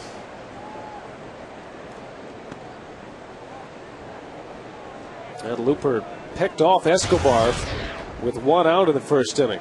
The fake to third, throw to first move that rarely works. It worked to Looper's benefit in that first. Otherwise, McCann's double might have scored 2 in that inning instead of just 1. McCann's had a good day. A couple of doubles. More air traffic today. The air show continues down by the lake. It's been fun to watch. Hard Rock, the closer turned starter comparison between Derek Lowe and Braden Looper. You see the saves that each amassed. 85 saves for Lowe, who saved 24 games in 2001 for the Braves. And then the next season, in 02, he won 21 games for Boston. He went from a 24 save performer to a 20-game winner in the big leagues as a starter. Looper, a big-time strikeout pitcher when he was a closer for the Marlins. And not so much as a Met. This guy used to bring it. I mean, max effort on every pitch. You can't do that as a starting pitcher. He used to throw in the mid-90s. Mid-90s, a split and a slider. Doesn't throw nearly as hard as he did as a closer, but you can't. You just can't have max effort every pitch when you're throwing 100 pitches. Well, I was fortunate enough to see Looper coming up through the minor leagues. He was a first rounder by the Cardinals out of Wichita State, and you knew he was going to be a big leaguer. You know, you watch minor league baseball, and there's just a handful of guys that you think have a chance. Stand out. He stood out, man among boys. And he actually closed games in the minor leagues, which is interesting. You know, a lot of big league closers come up through the minor league system as starting pitchers. That way they can control their innings. There's a requirement on certain pitches and certain counts for a lot of guys with arms like Braden Looper, but Cardinals made him a closer. And he surfaced in the big leagues as a reliever, and then he shipped to the Florida Marlins. McCann takes off on a hit and run. Anderson fouls it away. Yeah, a lot of closers are starters in the big leagues, actually. When you think about it, Dennis Eckersley, probably the best example of that.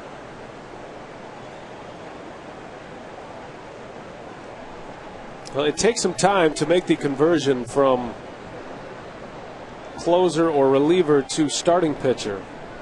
It's a completely different mindset. More of the marathon runner's mindset as opposed to the sprinter. There's a line drive to right, and that is going to fall for a base hit. McCann running with the pitch makes it to third base. Well, that looked like a ball that had a chance to be caught when it left the bat. Instead, the Braves have runners at the corners here with one away. Anderson out in front of it, but that big heavy bat still able to hit it hard down the line. Corey was playing deep and right. A little bit out on the end, even on the end of the bat with that big heavy bat. Anderson able to hit it hard, and Corey Hart able to get it before it gets to the wall. Kind of a roundabout route over there down the line, and able to hold Anderson to first base to keep that double play alive. And that's a big issue because Looper has been getting a lot of ground ball outs. Now the man at the plate, Matt Diaz, has grounded out twice, both to third base. Looper could use one here, a chance to get out of the inning with one swing of the bat. Another good example of a starter turned closer, a pretty good one too, Jose Mesa. John Smoltz did it, of course, the most famous Brave to do it probably. Did it very well.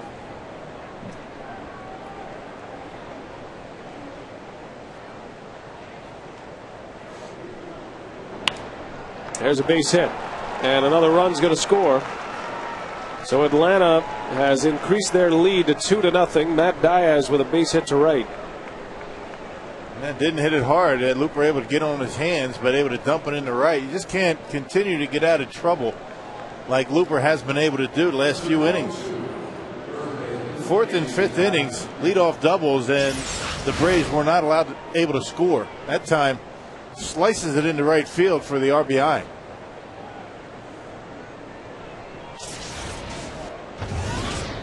Two to nothing Atlanta. Their first run since the first. McCann and Diaz with the RBIs today. And here's Casey Kochman now with 2 on and 1 away.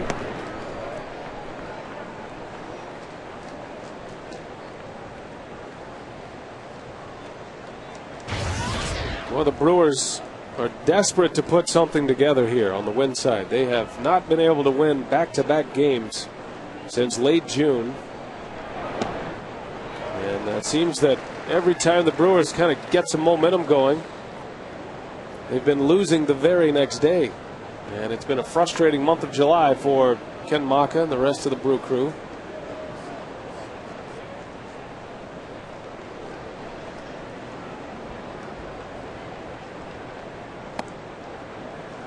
Well, and as we talked about, it's been a combination of a lot of different things. It hasn't been just one thing on a daily basis that has not been able to get the job done.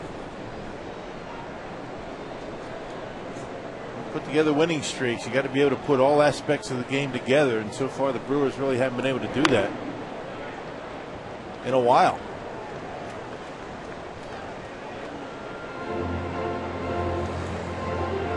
Well, that win last night for the Brewers put them back over 500 at 49 and 48. And 2.5 back of the Cardinals to start the day. St. Louis lost yesterday to the Phillies. Phillies are leading 7-2 over the Cardinals today. That one's well hit to right. Kochman will watch this fly out of here. 3-run home run, and just like that, the Atlanta Braves open it up here in the 6th inning. 5-0 Atlanta. Casey Kochman with his 5th home run of the year.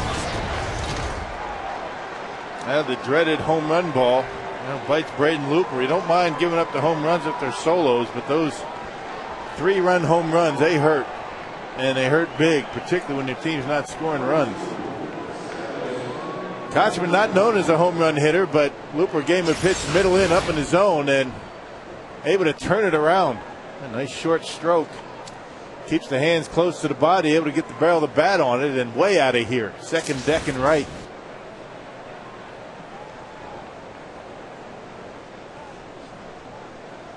Now the Braves have hit 4 home runs in this series. Not known as a home run hitting team, but they have certainly been one against Milwaukee. They had 3 homers on Friday night. Kochman with just his 5th of the season. Quickly 5-0. 4 runs are in for Atlanta. Still just 1 out. And the long ball continues to be an issue for Braden Looper. Looper's now given up 24 home runs in 21 starts.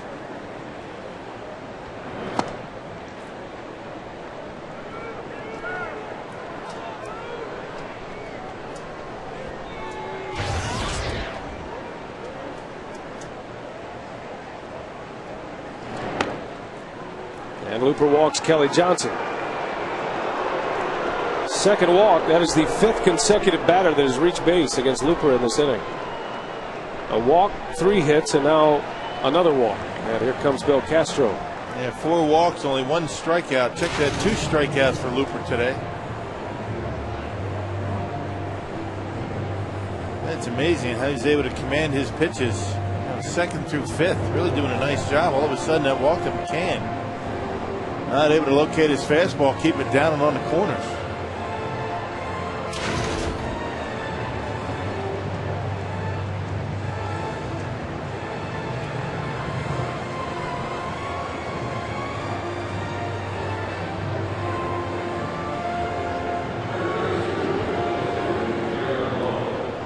Derek Lowe will bat for the Braves.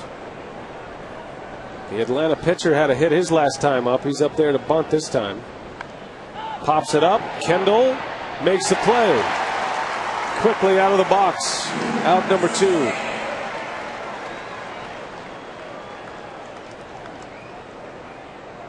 The tough part of that play is recognizing where that baseball is. Sometimes you get a pop up. Guy trying to bunt, you look in front of you first to make sure it's not fair, then you spin around. And Jason's certainly quick enough out of the crouch to be able to get it.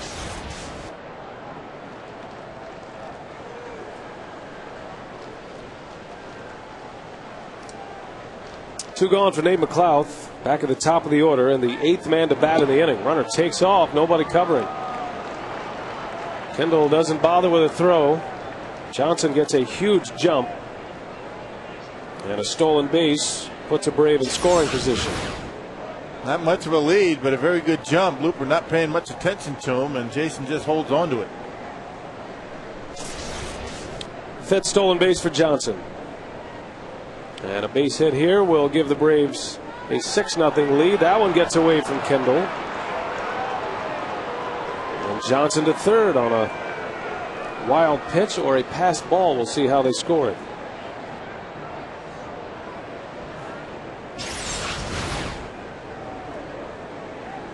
Certainly a ball that's got to be caught. Jason Ken will be the first to tell you. Probably a pass ball.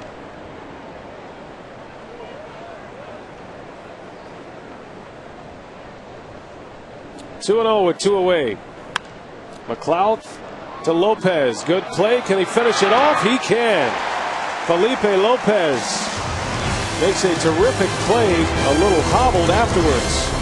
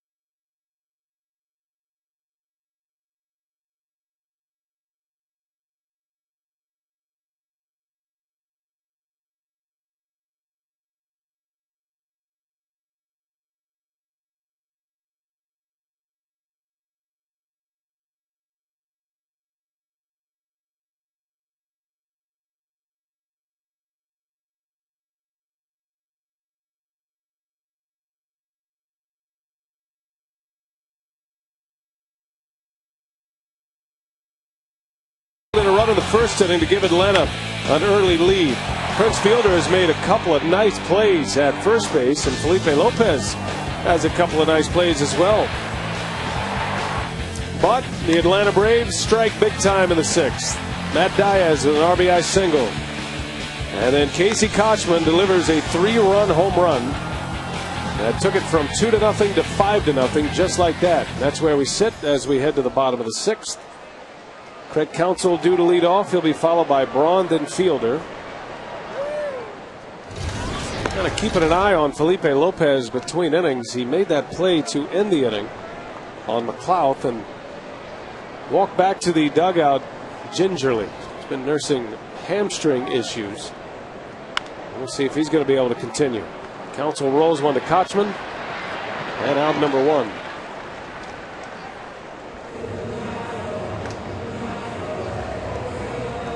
Well, the Brewers have a big hill to climb here. Down 5-0 to Derek Lowe and the Braves. Lowe is getting a lot of ground ball outs today. He's been sharp. Now they say he's been throwing the baseball pretty well. He's won his last 2 decisions. A very uncharacteristic month of June for Derek Lowe. 1-3 with an ERA at about 6.5. Had 2 really tough starts, but other than that, this year he's been pretty good.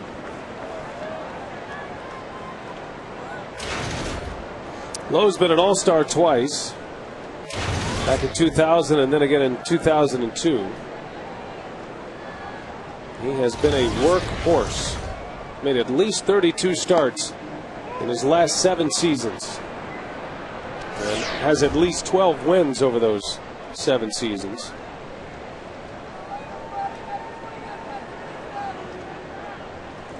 You can count on him pretty much every year for 30 starts and 200 innings. And that's why he commanded the price he commanded this offseason. And guys like that, few and far between. You know, being able to go out there every 5 days and eat up 6-7 innings. Doesn't seem like a lot, but this day and age, that is a lot. That's a lot of innings. Take that pressure off the bullpen. Of course, the Atlanta Braves have a few pitchers on their starting staff that can do that. Lowe's best year was his 21-win season. Nearly won the Cy Young that season. That was back in '02. That was the year that Barry Zito won the award. Lowe finished 3rd in the Cy Young voting, but had 21 wins, only 8 losses for Boston. 2.5 ERA. Been pitching in Los Angeles. Made the move from the American League to the National League after the '04 season. 4 years in LA and his first with the Braves now. Started his career with Seattle, as a matter of fact. Came up through their minor league system, was traded to Boston in '97, and then eventually surfaced as the Red Sox closer. Led the league in 2000 with 42 saves. And last 2 teams, the Dodgers and the Braves, 2 pretty good pitchers ballpark. Dodger Stadium, Atlanta, Turner Field. Braun rifles one back up the middle. Has his 2nd hit against Lowe. And the Brewers try to chip away here in the 6th inning. Almost same pitch that he hit back through the middle his last time up. And pitch out away from down in the strike zone. Ryan just drops the barrel of the bat on it and rifles it into center field. Almost got a piece of Lowe that time. What a nice easy swing. Good balance on the follow through. Sinker up and out over the plate. Remember that first at bat for Ryan. That sinker was down and in. Ryan struck out. That time Lowe left it out over the plate. Not much of a difference between a good pitch and a bad pitch, is there? And Lowe got ahead of Braun quickly in his first at bat. With a couple of fastballs away, and Braun really hasn't gotten that deep since. Brewers need some runs quickly. Got a long way back in this game. Fielder trying to give him a couple with one swing of the bat. Prince is homerless on this homestand so far.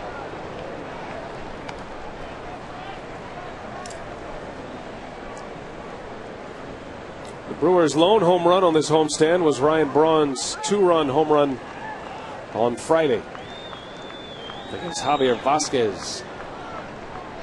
1-2. Fielder into center field. That's got good wood on it.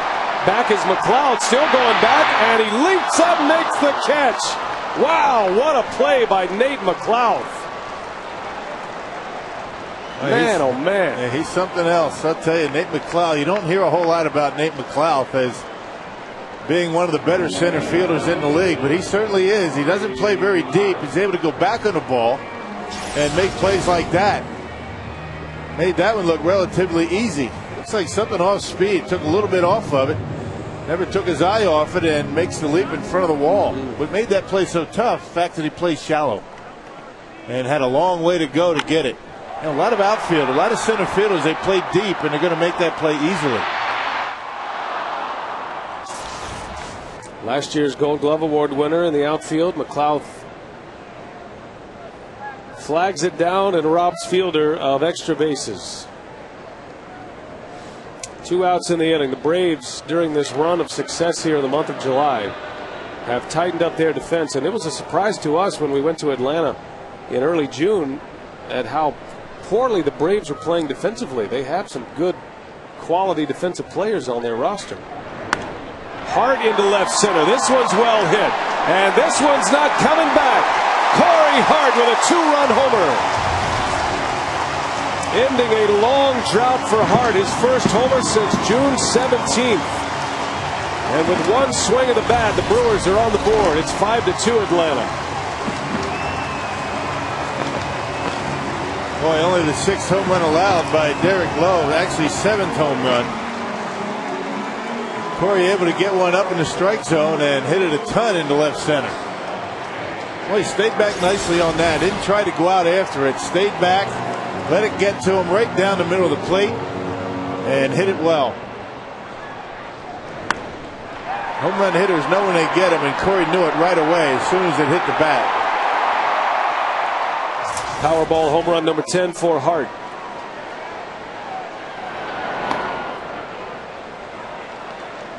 So Hart goes deep.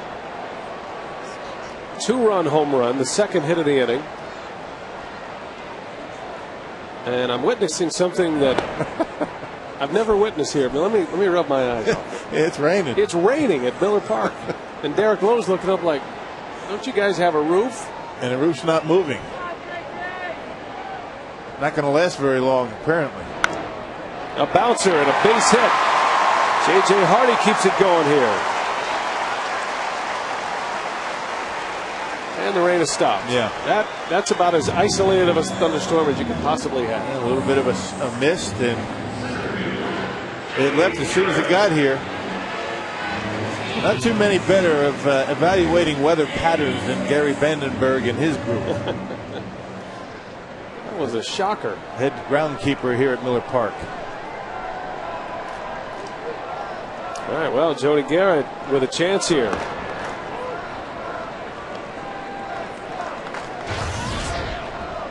Garrett doubled off Lowe back in the second inning. Grounded out his last time up. Getting the start today for Mike Cameron.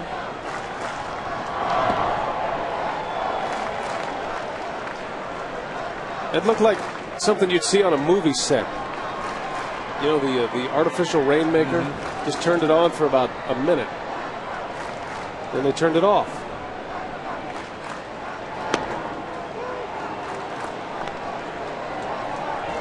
Had plenty of rain and rain delays on the last road trip. Wow. 2 different 2-hour delays. Yeah.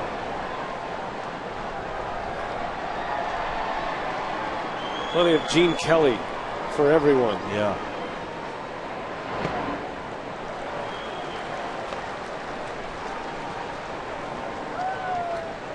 Five to 2 Atlanta. The Brewers finally on the board after Hart's 10th home run.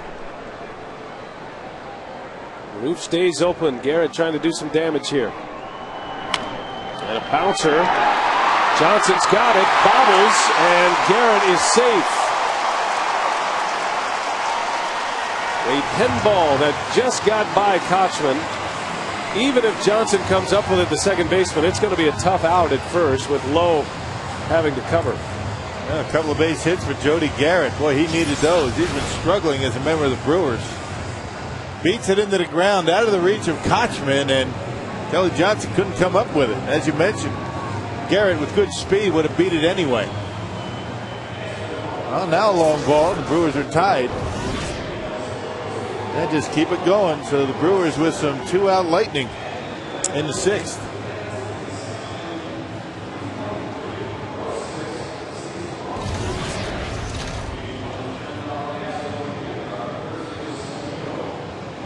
Roger McDowell, the Braves pitching coach, a quick word with his starter. Boone Logan is the left-hander. Peter Moylan the right-hander. Action in the Braves bullpen. So Derek Lowe ready to deliver his 90th pitch. Jason Kendall at the plate with 2 on.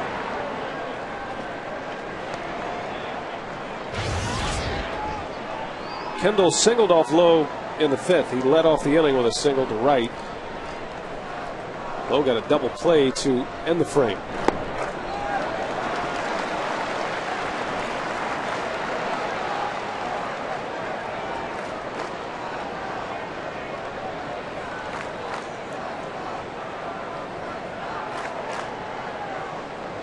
Pitcher spot due up next. Catalanato already in the on-deck circle. Kendall takes a strike. 2-1. Yeah, good take by Jason. Not a good pitch on a 2-0 count. You can be very selective in a hitter's count like that. Jason likes it more away from that one, right on the inside corner. The 2-1. Kendall takes a ball. 3-1 the count on Kendall. And an action pitch coming for Derek Lowe. He does not want to get to a 3-2 count with Kendall, which would give the runners a head start. Catalanato will be next. Kendall trying to give him an at-bat here in this 6th inning. And Kendall, a high fly ball into center field. McLeod still going back, and he will run it down. Kendall to the track. McLeod makes 2 terrific plays in the inning. Corey Hart with a 2-run homer. The Brewers have a pulse. 5-2 Atlanta as we head to the 7th at Miller Park.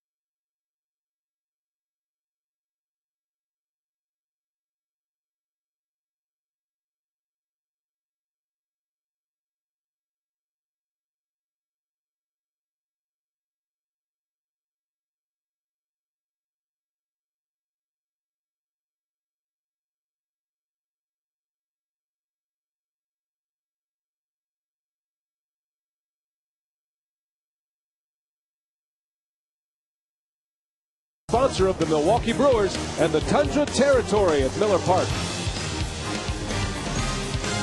Here is our Miller Lite What's on Tap. Tomorrow it's the Washington Nationals, the first of a 4-game series. We're going to broadcast the game from the Harley-Davidson deck tomorrow. 6:30 is airtime for Brewers Live. Tomorrow, Tuesday, Wednesday, and Thursday, all against the Nationals, all on Fox Sports Wisconsin. Thursday is a matinee. And our U.S. Cellular text a vote question: which should the Brewers trade for next? That's a question we've been running all week. Starting pitcher, reliever, position player. You can text 234-234, and we will close those polls at the end of play today. Mark DeFelice on the mound for the Brewers, facing Martin Prado. 40th appearance of the year for DeFelice, and just great numbers this year. 4-1 record with a 1.64 ERA.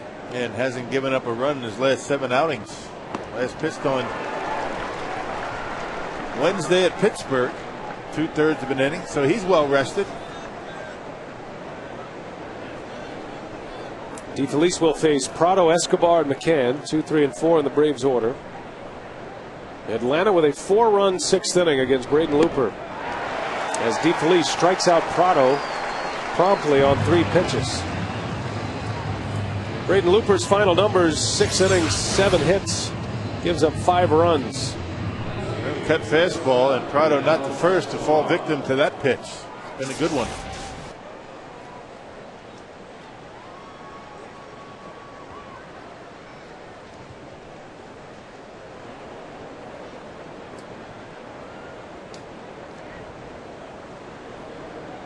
Yunel Escobar steps in.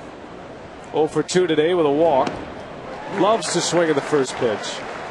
You can always tell the guys who like to swing early, they're the ones who usually take a long time getting into the box to begin with. Want to be ready, and no warming up, and he doesn't get cheated either. It's not a swing trying to poke one into the opposite field. It's a dip and a drive. Yeah, back legger.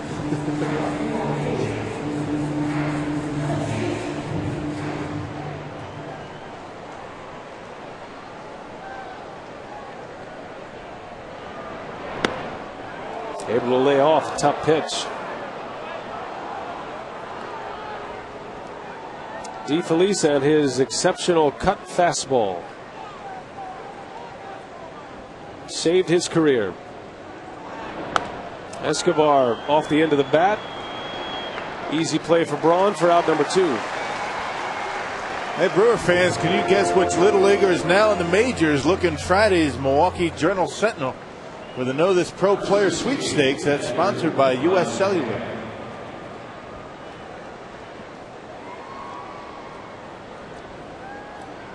Well, the announced attendance today, 43,471. A crowd that has been rained on briefly.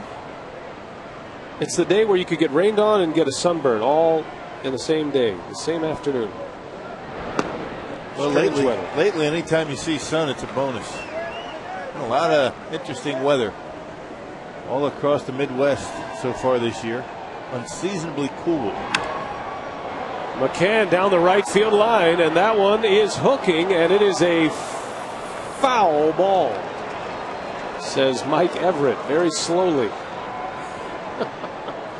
We're at the mercy of the umpires. You couldn't go wrong either way. You started with the F, you strung it out as long as you could, and would have been able to say fair or foul. Well done. Greg Kashan had it all the way. Foul ball.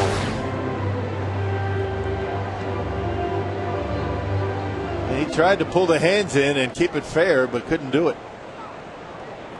That might have had a shot at Davey and Craig. That's a Davey Nelson lean-to, isn't it? You know what they call baseballs like that, fellers?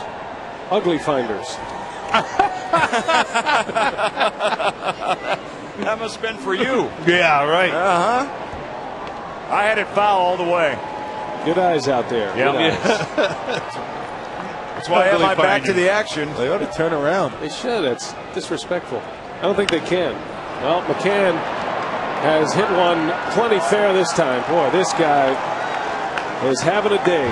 2 doubles and now a home run. And it's 6-2 Atlanta. As good as DeFelice has been against right-handers, he just has a tough time against lefties. That cut fastball, finishes up right where they like it, down and in. Been trying to work on a changeup. You can see that ball cuts down and in. And McCann this time able to keep it fair by plenty. Dropping the head on it, and he is locked in today. 3 hits, 2 doubles, and a home run for McCann, his 11th homer of the year. Braves are beating the Brewers at their own game in this series. That is the 5th home run for Atlanta.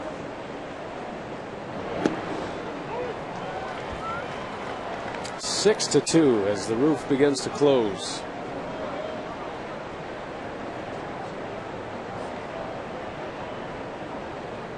Now the question for the Atlanta Braves that their fans are asking right now, as Anderson drives one into shallow right, and Hart will take this one on a hop. Boy, that looked like another catchable baseball. Fans are upset. Anderson with his second hit. Well, ball off the end of the bat, and Corey didn't get a very good jump on it and realized he couldn't get to it. Didn't want to make matters worse by trying to dive and let it go by him. And Anderson end up at second base. Playing deep with Garrett Anderson at the plate off the end of the bat. That froze him for a second and drops in front. See how deep he is. A couple of steps off the warning track.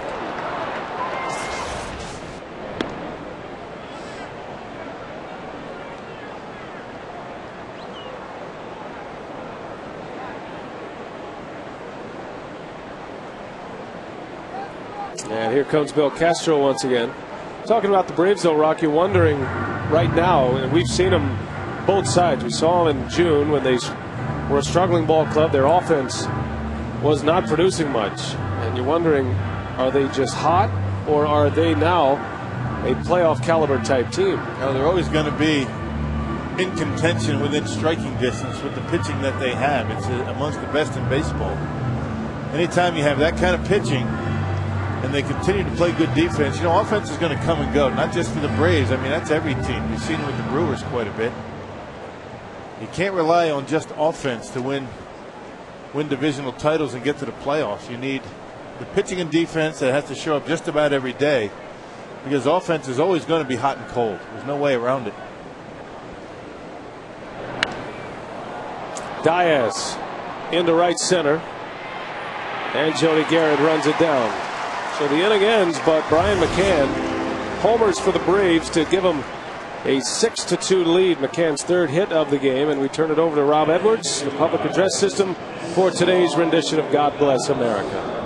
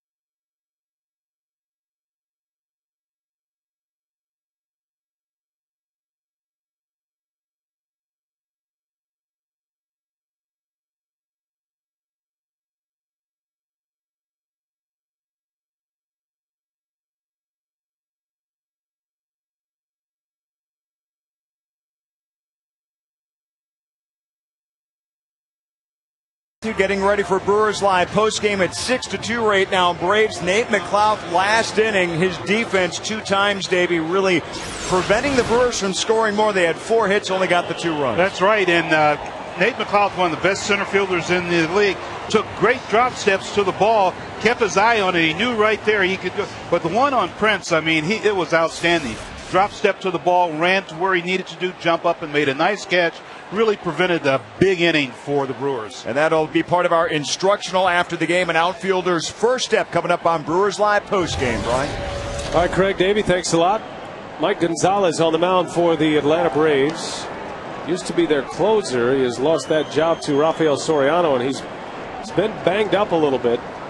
See the numbers on Gonzalez. He had 9 saves earlier this year. He took a line drive against the Giants in the Braves' last series, and he has been on the shelf until today, so this is his first time out. You know, he's healthy. He's a tough customer out there, particularly against lefties.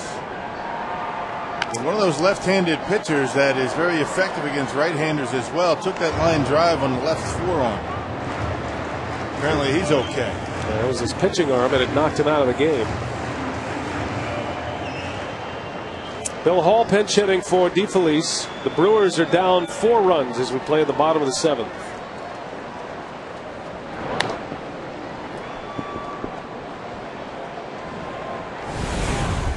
Well, Mike Gonzalez in that final game against the Giants on Thursday took a line shot right off the forearm.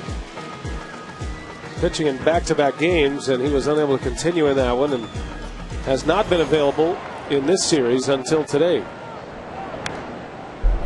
Could have been a lot worse for Gonzalez had that ball hit him in the wrist or even the elbow.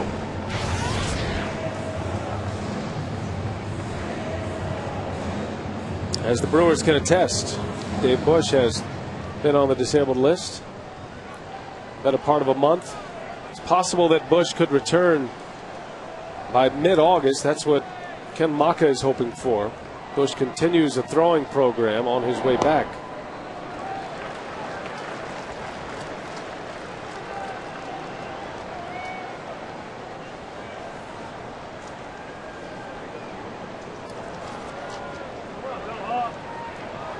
Gonzalez against Hall to start the 7th inning. Top of the order is coming up next.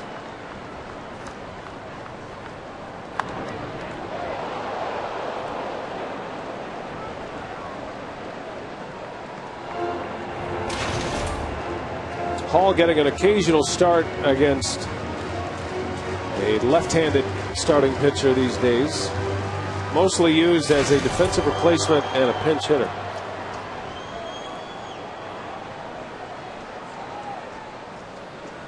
The 2-2. And Hall is down on strikes.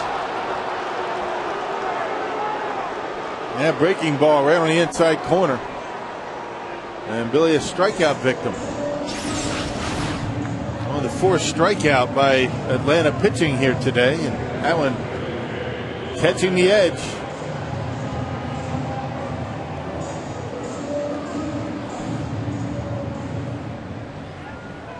So 1 gone. Top of the order now, Lopez, the switch hitter, batting right-handed.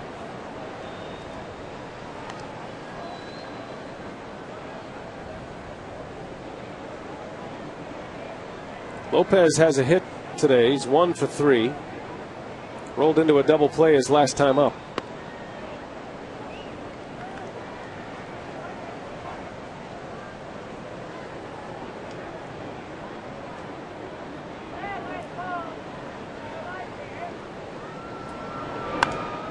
And that one's driven to center field, but right at McLouth. 2 up and 2 down for Gonzalez. I'd rock our Ho-Chunk Gaming Wisconsin text question today. Mitchell in Fond du Lac wants to know if a player is told to go on the DL, can he say, no, I want to play? Well, I guess he could. That doesn't mean he's going to be able to influence the ball club. I mean, the ball club has other issues just, above and beyond what is best for the individual player, what's best for the team, how long. If he doesn't go on the DL and he's got a problem, how long is he going to be out and unavailable to play? I mean, you put your team in a kind of a tough spot, I guess. If you're a big star, you're an Albert Pujols type of Prince Fielder, and you're nicked up a little bit, I guess you can convince a team to not go on the DL, but it's a tough thing to do. Council pops it up. This will stay playable. And McCann ends up making the catch in front of Prado. So the inning is over. Gonzalez 3 up, 3 down. And the Brewers still trailing the Braves 6-2, running out of time here at Miller Park.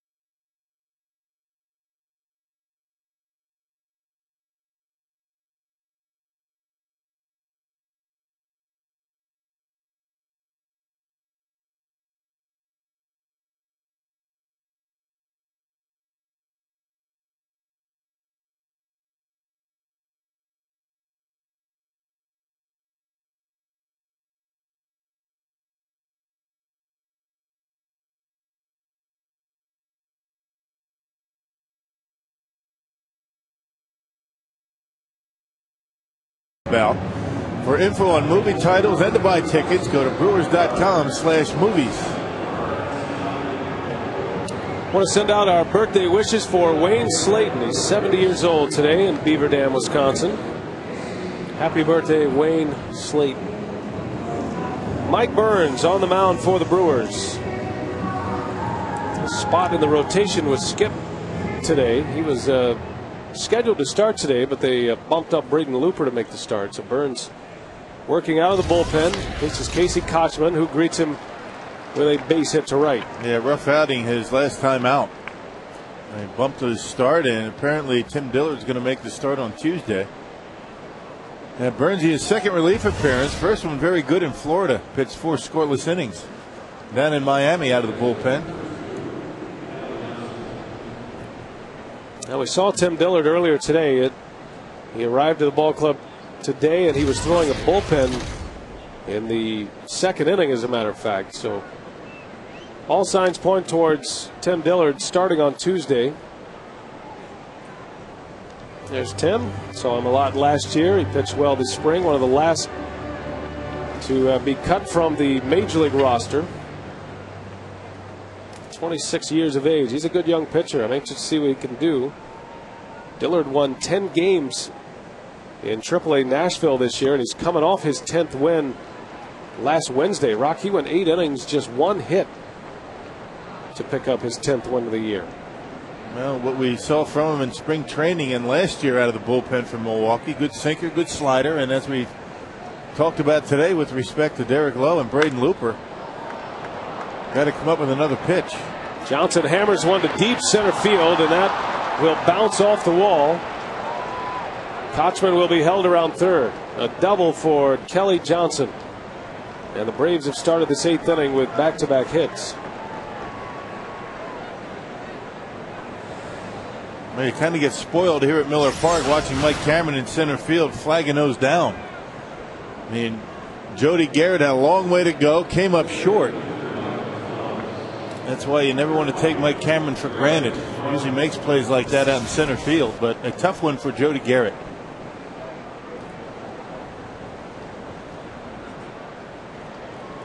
Well, again, the infield is forced in. The Brewers cannot afford to go down anymore here. 6-2 is the score. The Braves have pounded out 11 hits. Yeah, pretty much do or die here. You get a little flare over the infield and you give up 2 runs. Very rarely do you bring the infield in with nobody out and men on second and third. Greg Norton is the pinch hitter for the pitcher, Mike Gonzalez.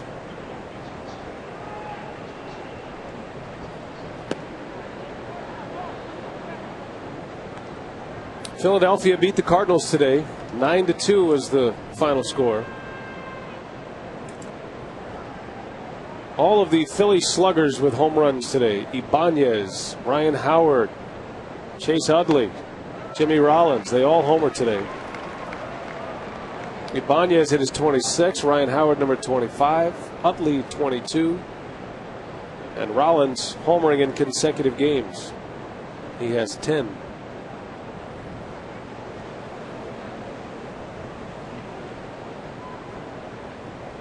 Cardinals lead the division by 2.5 games over the Brewers. That's one offense. That Philly offense is very rarely cold. They can score some runs. Not much up and down. Hot and cold for that Philly group.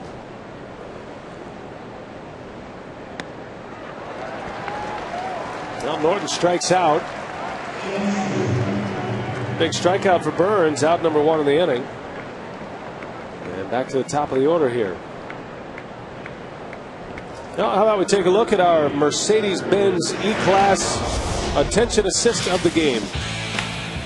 Fielder showing some leather today. Made a couple of nice plays at first base. Felipe Lopez has shown some good glove work as well. The right side of the Brewers infield sealed up tight this afternoon. Man, that was about as good as it gets, particularly the guy with a bad hamstring. Lopez has looked good at second base from what we've seen so far. Now the Brewers are going to walk Nate McLouth intentionally, give him an opportunity at a double play to get out of the inning.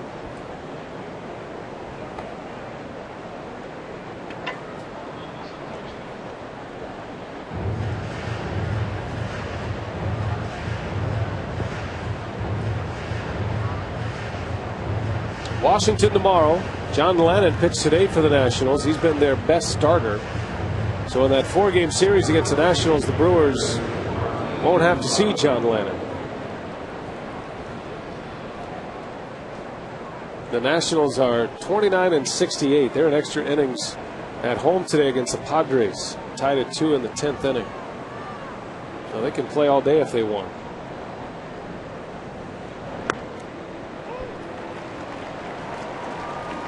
Cubs have a chance to leapfrog the Cardinals today. If Chicago wins today, with the Cardinal loss, it'll be the Cubs who take over the top spot in the National League Central. Cubs lead the Reds 2-1 in the 7th inning.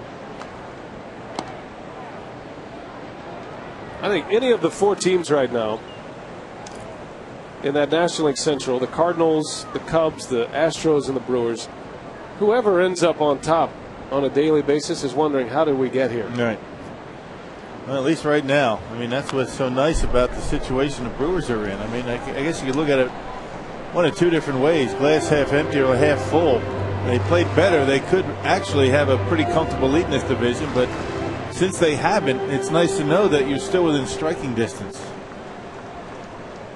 Now, even with a loss today, the Brewers would still be just 2.5 back of the Cardinals,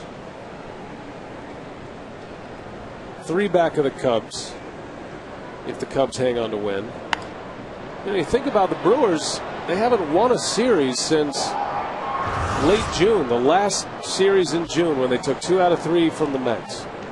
At the time, they were 7 games over 500, and they were 2 back.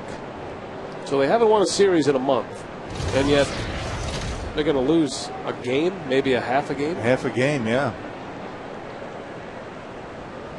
That's good positive thinking, partner. There you go. I like it.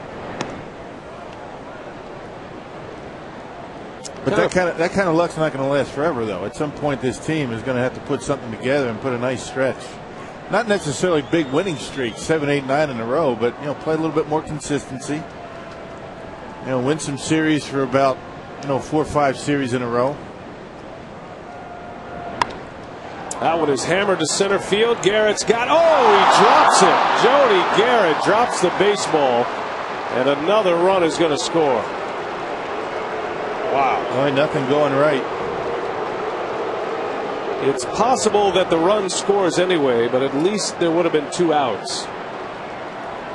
Kochman was tagging at third base. At E8. Now, right in his glove, just closed it a little bit too soon, off the fingers. It'll be an RBI. Not that that matters to anybody watching, but Prado with an RBI and an E8. 7-2. Atlanta. And on a day when Jody Garrett gets the start and gets 2 hits and finally gets things turned around a little bit as a Brewer, he commits a big error that leads to a run.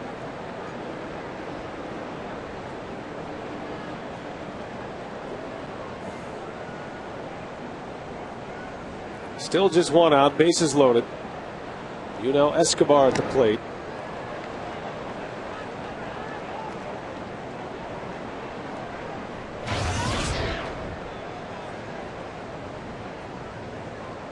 Colorado starts the day as the wild card leader. Time to start paying attention to the wild card race as well, but at this point it doesn't look like the wild card will come through the Central as it did last year. It's awfully early. A lot of baseball to play. There is a ton of baseball left. This is game number 98. Things can change very quickly. And they certainly have here in the last few years. Nobody will ever forget the Rockies run in 07. That was a team at the trade deadline 2 years ago that was thinking about shipping some players off. They were certainly sellers in the market as Burns walks Escobar, and this one has gone from bad to worse. 2 runs are in, bases still loaded, and it's 8-2 Atlanta.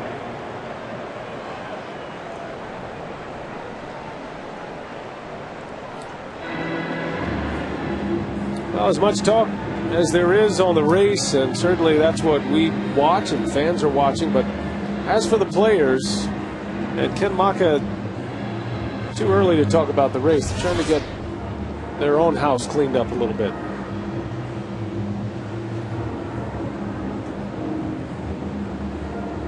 Well, not much Ken Maka, Willie Randolph, any of the coaching staff can do. You just keep your nose to the grindstone, you stay positive. It's been that kind of day here at Miller Park.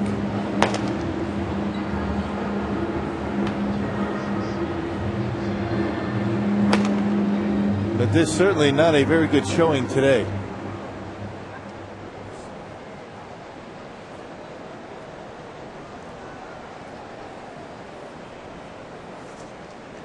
Here's Brian McCann, who has 3 hits, 2 doubles and a home run. And he's walked. He's been on base all 4 times. Driven in 2 runs.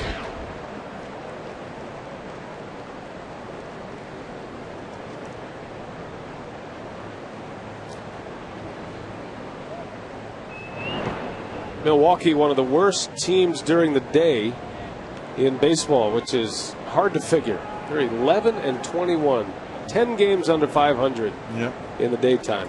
It's a head scratcher. That's something that Ken Maka talks about from time to time before the ball game, around the batting cage, trying to put a reason why. Hard to tell. That's usually a stat you just kind of brush by, you know. It's like a record on Tuesdays, day game record.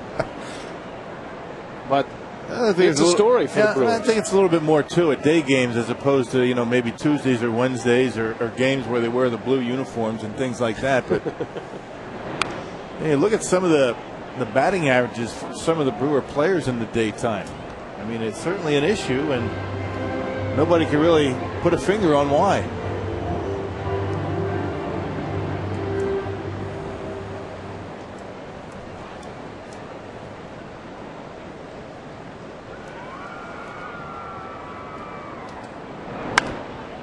Chance for 2 here. Hardy bobbles. And the double play is turned somehow. Brewers tried to mess that one up, but they get it done. 6-4-3 double play to win the inning. The Braves score twice.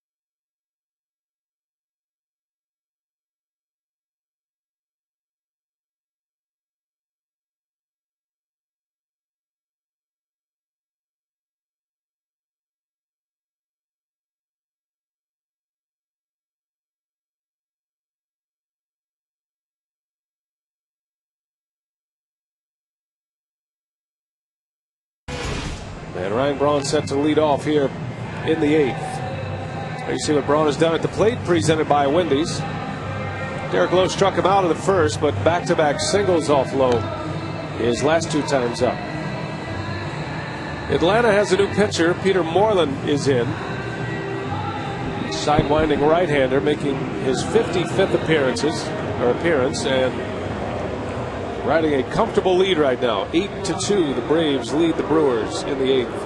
And pitched a scoreless inning on Friday. Struck out a couple of batters. Moreland, a side armor. Tough on right-handed hitters. So it'll be Braun, Fielder, and Hart.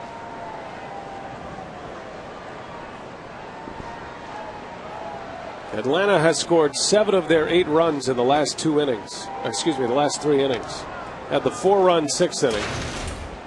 Got a run in the 7th and then 2 more on the top of this frame. And it feels a lot like Friday's game.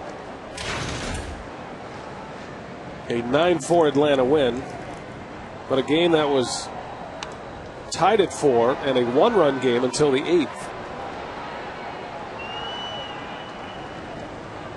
1 away. Going out to the Harley-Davidson deck tomorrow, Rock. I'm looking forward to it. What kind of things will you be bringing in honor of our appearance out at the Harley-Davidson deck? Am I supposed to bring something? I don't know. You know, sometimes when you visit someone's house, you usually bring a bottle of wine or something. Yeah, Want to bring some wine? Like a tuna sandwich or something. I don't know. But that's where we'll be doing the game from tomorrow. Looks like fun. Yeah. Meet some folks out there. Good friends at Harley-Davidson. Thinking about stopping by after the game, do a little scouting, kind of see where, put tape down on the floor. One out there. My seat, Rock's corner. I'll find you a corner out there. Okay. Any special requests? I'm gonna go survey the territory tomorrow. By the stairway. Okay. No problem. So in case I have to make a quick getaway, between innings. Yep, that happens. Certainly a possibility. Fielder out to Kelly Johnson. 2 up and 2 down for the Brewers in the 8th. Well, if you're just joining us, our Menards game reset will catch you up. Braves lead 8-2. This was a very good game and a well-pitched game until the 6th inning when the Braves scored 4 runs. Casey Kochman hit a 3-run homer in that inning. Opened it up a little bit. The Brewers got 2 back of the 6th, though, the home half of the inning. But then McCann with his 3rd hit, a home run that made it 6-2. The Braves getting 2 more in the 8th, and it's 8-2.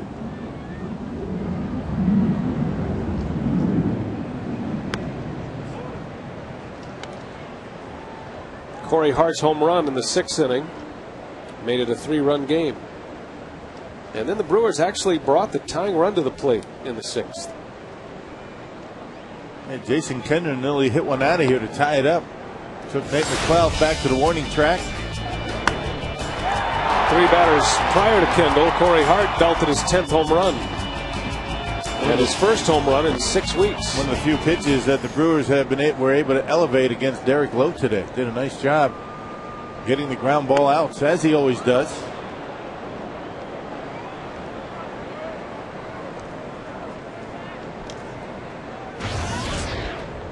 The Nationals won today. They won in extra innings. They beat the Padres at home.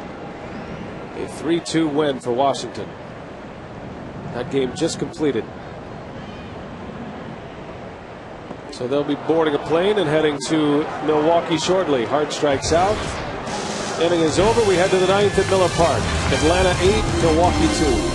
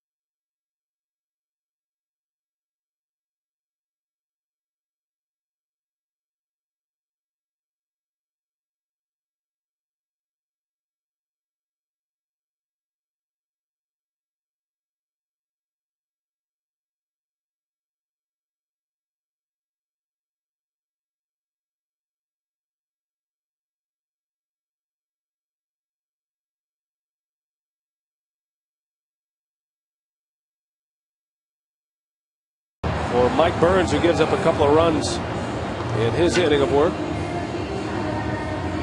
Well, a sellout crowd today, and just a disappointing game at this point. Still 3 outs to work with, but Atlanta has put the hammer down the last 3 innings. Smith trying to get some order back. And he'll have Garrett Anderson, Matt Diaz, and Casey Kochman to deal with here in the 9th.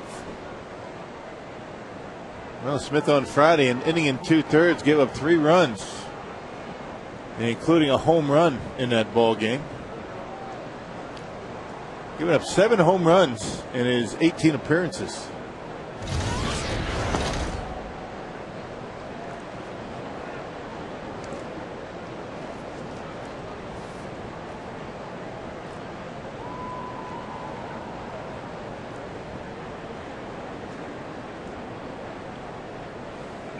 Anderson takes a ball, 2-0 the count.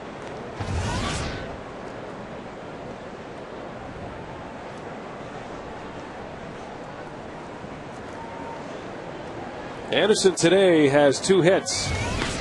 He was robbed of hits in his first 2 at-bats by Prince Fielder. The big man showed some good glove work today. Not only did he take away hits from Anderson, but also RBIs in his first 2 at-bats. But Anderson with back-to-back singles in the 6th and the 7th. He could easily have a 4-hit day today. Braves have 8 runs on 11 hits.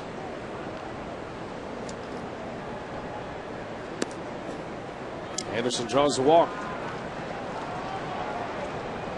Well, trade deadline approaching fast. July 31st is the trade deadline. We are 2 days away from the Roy Halladay deadline, however. J.P. Ricciardi of the Toronto Blue Jays moving up the deadline 3 days to the 28th.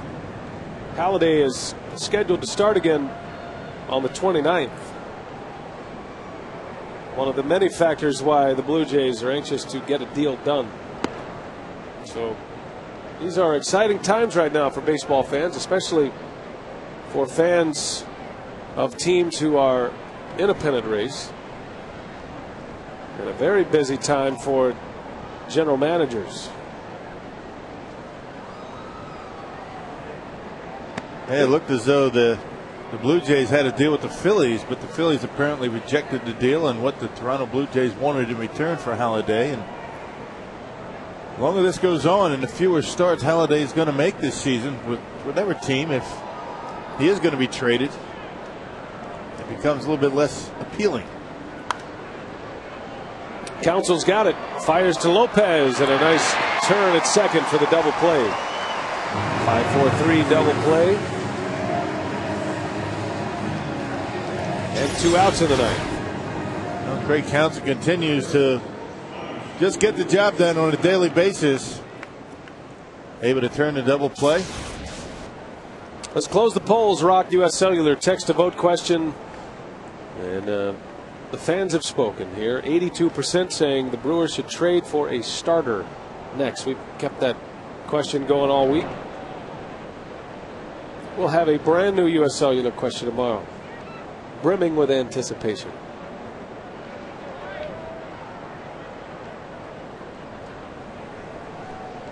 Right now, the decision for Major League general managers is who's in and who's out. Who are the buyers? Who are the sellers? Because there are a lot of teams on the fringe right now. One of the benefits of the wild card, or one of the drawbacks, I guess, depends on how you look at it. But the wild card has kept a lot of teams in the game. You look at the Atlanta Braves, they're sitting here 6.5 back. Things are a lot different if the wild card is not in play. Right. Even though there's a lot of baseball to be played, there's been some talk that the trade deadline maybe should be moved back 15 days or even a month. Mid-August.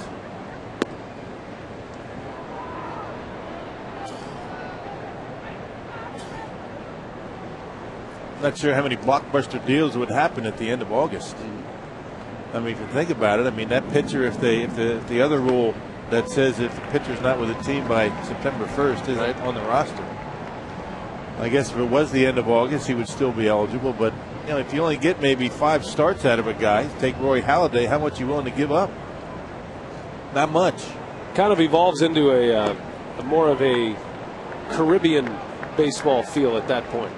You know how in the Caribbean Winter Leagues they play, and as they go to each round, they start picking up players from other teams that get knocked out. So you just start acquiring players, and the team you may end up in the Caribbean World Series may look nothing like the team you played with in the regular season. Yep, with 2/3 of the season already done, you only have 2 months left at that August or that July 31st deadline. That's a perfect time, really.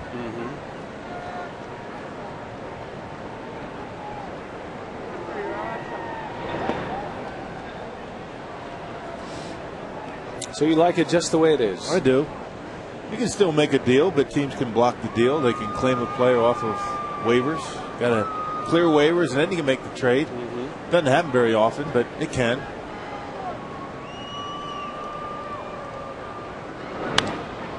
Johnson hits one hard deep to right field, and it's out of here.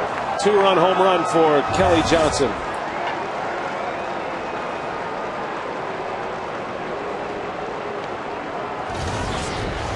(10-2) Atlanta. 2-out walk and a 2-out home run. Johnson has 3 hits today, 2 doubles and a long ball. And he's trying to hit his way back into the lineup more consistently. Well, that fastball right down the middle of the plate. And Kelly Johnson gives it a ride. Well, too much of the plate on that pitch by Smith. Ends up in the Thunder territory. I mean, way back. None of these home runs hit by the Braves in this series have been cheap. They've all been hit pretty well.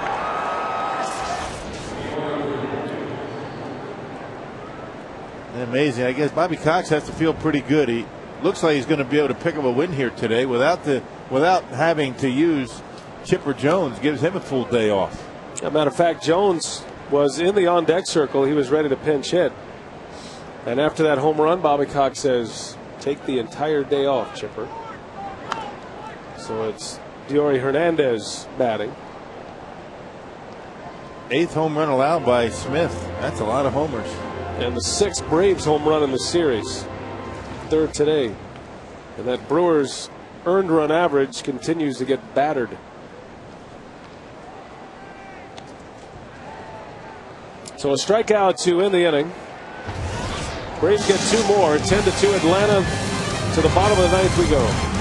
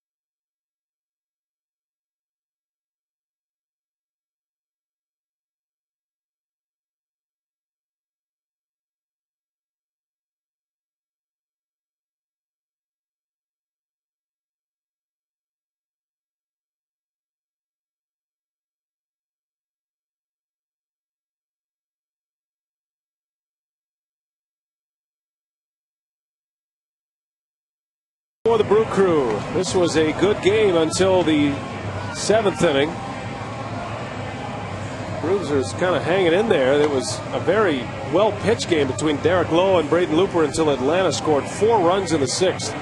They added 1 in the 7th, 2 in the 8th, 2 more in the 9th. And it's 10-2 Atlanta as we head to the bottom of the 9th inning. J.J. Hardy set to lead off. Chris Medlin is the new Braves pitcher. Now, first time we've seen Medlin in this series. Now, Bobby Cox getting an opportunity to get Medlin in the ball game. Only his 15th appearance, a 2-3 record.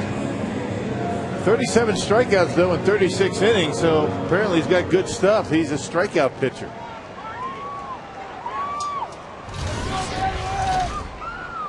J.J. Hardy leads off. He'll be followed by Garrett. And then Kendall. Bottom of the 9th inning. Braves threatening to take 2 out of 3 from the Brewers. Keeping the Brewers without consecutive wins since late June.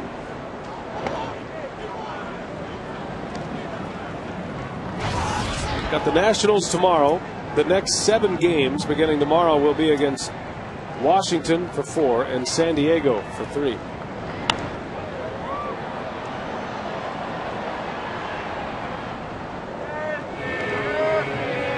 Well, got to turn it around. I mean, good opportunity to get yourself right before you head off to the West Coast. San Diego started out well, but they haven't been playing well recently. Got the Dodgers and then Houston, but 2 teams playing pretty well. Playing good baseball. Yeah, the next road trip will be San Diego, LA, and Houston. A 3-city road trip. 9 games in 10 days. Hardy lines one to left, and that's going to fall for a base hit. So J.J. Hardy with his 2nd hit. And a man on for the Brewers for Jody Garrett. Jeff Suppan starts tomorrow for the Brewers.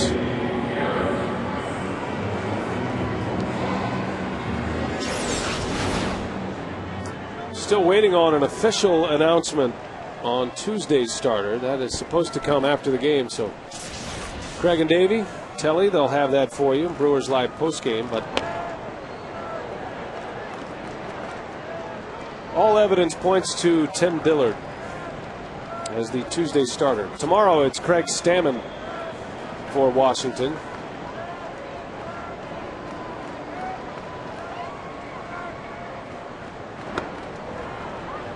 Suppan is 5-7, 4.71 ERA, coming off a no decision his last time out against Pittsburgh. Not a bad ERA for Stammen. 4.14.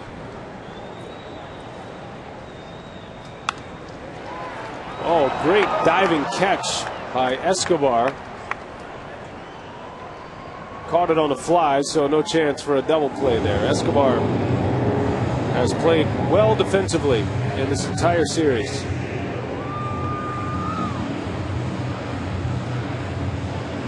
Interesting place for the sunglasses, huh? That is an interesting place. Do you think that could put an eye out? On the back of the head. Like the Red Ryder BB gun right there. Style points there, partner. Looks good. I saw that a lot in the golf world, but you know the sunglasses company, they promote some of the players, so that was kind of the deal. Do an interview with a golfer, you got to make sure all the things are shown. You know, right. The glasses, the logos. Walking billboard. Right. Plus, you don't move your head around and throw your body around like you do in a baseball field. In golf. True. Sometimes I do. Unless you're where you're not supposed to be. Kendall flies out. 2 outs. That's a more conventional spot for the sunglasses if you don't need them. That's where I put them.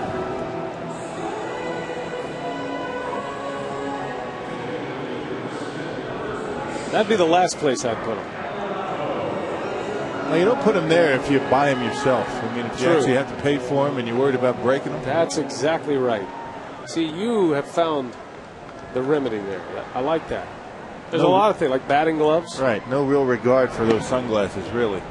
I mean, if he breaks them, he gets another pair. Instantly.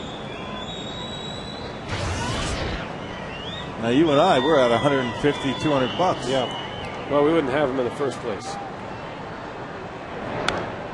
Unless Mike Cameron, his get old or partially broken, throw a little duct tape on them. Now you can use them with one little crack on it, right? Absolutely.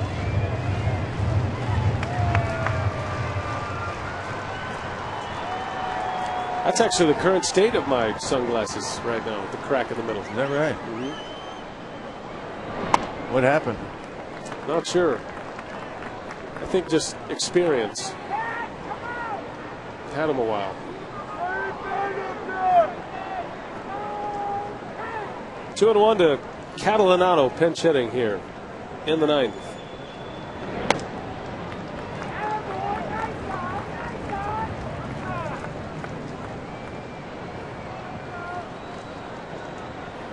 Gamers there. We got the faith. Nice sunglass placement on that guy.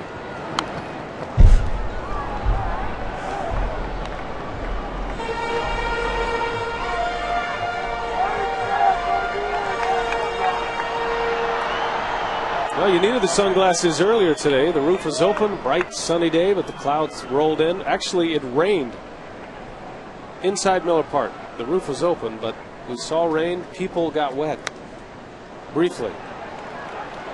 Escobar barehands it, and Catalanato is out, and that's the game. The Atlanta Braves take 2 out of 3 from the Brewers.